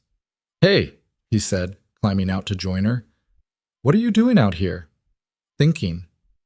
About what? About how much things have changed. Evan sat down next to her. In what way? When Mom died, I thought everything good was over, that it would always be just you and me, and we'd always be sad. I felt that way too. But it's not like that anymore. We're not just sad, we're happy too. And I used to feel guilty about that, like being happy meant I was forgetting Mom. You could never forget her. I know, but I worried. Maya looked at him. Do you think she'd be okay with how things turned out? With Lena and the new apartment and everything being different? Evan thought about Sarah, about the last conversation they'd had when she'd made him promise to keep living after she was gone. I think she'd be proud of us, Evan said. I think she'd want us to be happy. And I think she'd love Lena because Lena loves you. Yeah? Yeah. Maya leaned against him. I miss her. Me too. But I'm glad we have Lena now. Me too, kiddo. Me too. They sat there watching the stars, father and daughter, carrying their losses and their joys together, and Evan realized something. This was the point. This was what all the fighting, all the refusing to give up, all the impossible choices had been for. Not to erase the pain, not to pretend the hard parts didn't happen, but to build something good on the other side of it, to show Maya that life could be brutal and unfair and still worth living, that you could lose everything and still find reasons to keep going. That love wasn't a limited resource that ran out when someone died. It grew. It changed. It made room for new people while honoring the ones who were gone. Later that night, after Maya was asleep, Evan found Lena in the kitchen making tea. "Hey," she said, "want some?" "Sure." She poured him a cup and they sat at the small kitchen table, the apartment quiet around them. "Maya and I talked tonight," Evan said, "about Sarah, about you, about how much things have changed." "How'd that go?" "Better than I expected. She's processing everything, figuring out what it means to have you in her life without feeling like she's betraying her mom." Lena nodded. "That makes sense. I told her that Sarah would have liked you, and I meant it. Thank you for saying that. It's true. You're both stubborn, brilliant, way smarter than me." Evan smiled. "You would have driven each other crazy in the best way." Lena laughed softly. "I wish I could have known her." "Me too." They sat in comfortable silence. Then Lena said, "Can I tell you something?" "Always." "When I first met you, I thought I had everything figured out. I thought success meant climbing ladders and impressing bosses and never showing weakness. And then you showed me that real strength looks like showing up even when it's hard, like admitting when you're wrong, like choosing integrity over convenience. You taught me things too." "Like what?" "Like it's okay to ask for help, to let people see you struggle, to trust that you don't have to do everything alone." Lena reached across the table and took his hand. "We saved each other, didn't we?" "Yeah, I think we did. And that was the truth of it. Not some fairy tale where everything worked out perfectly. Not some story where love fixed everything and made the hard parts disappear. But a real story. About real people who met in the worst circumstances and somehow found their way to something better. About a man who'd lost everything and learned to build again. About a woman who'd sacrificed integrity for ambition and found her way back to what mattered. About a little girl who learned that families could grow in unexpected ways. About choosing to show up, to stand firm, to believe that doing the right thing meant something even when it cost everything. Because here's what Evan had learned through all of it. Life doesn't owe you fairness. It doesn't promise happy endings or guarantee that good people win. It's hard and messy and sometimes cruel in ways that take your breath away. But it's also full of moments that matter. Small choices that add up to something bigger. People who show up when you need them. Second chances you didn't know you deserved. And if you're lucky, really, truly lucky, you find someone who sees you at your worst and chooses to stay anyway. Someone who makes you want to be better without demanding you be perfect. Someone who understands that healing isn't linear and love isn't always easy, but it's always worth it. Evan had been that lucky, twice, and he wasn't going to waste it. He stood up, pulling Lena with him, and wrapped her in a hug that said everything words couldn't. "I love you," he whispered. "I love you too. Thank you for not giving up on me. Thank you for showing me what that looks like." They stood in their small kitchen, holding each other, building a future on the foundation of everything they'd survived. And outside, the city kept moving. People kept living. Systems kept running. The world kept turning. But inside that apartment, in that moment, three people who'd found their way to each other despite everything were finally truly home. Not because life had become easy. It hadn't. There would be more challenges, more hard days, more moments when the past felt heavy and the future felt uncertain. But they'd face it together, and that made all the difference.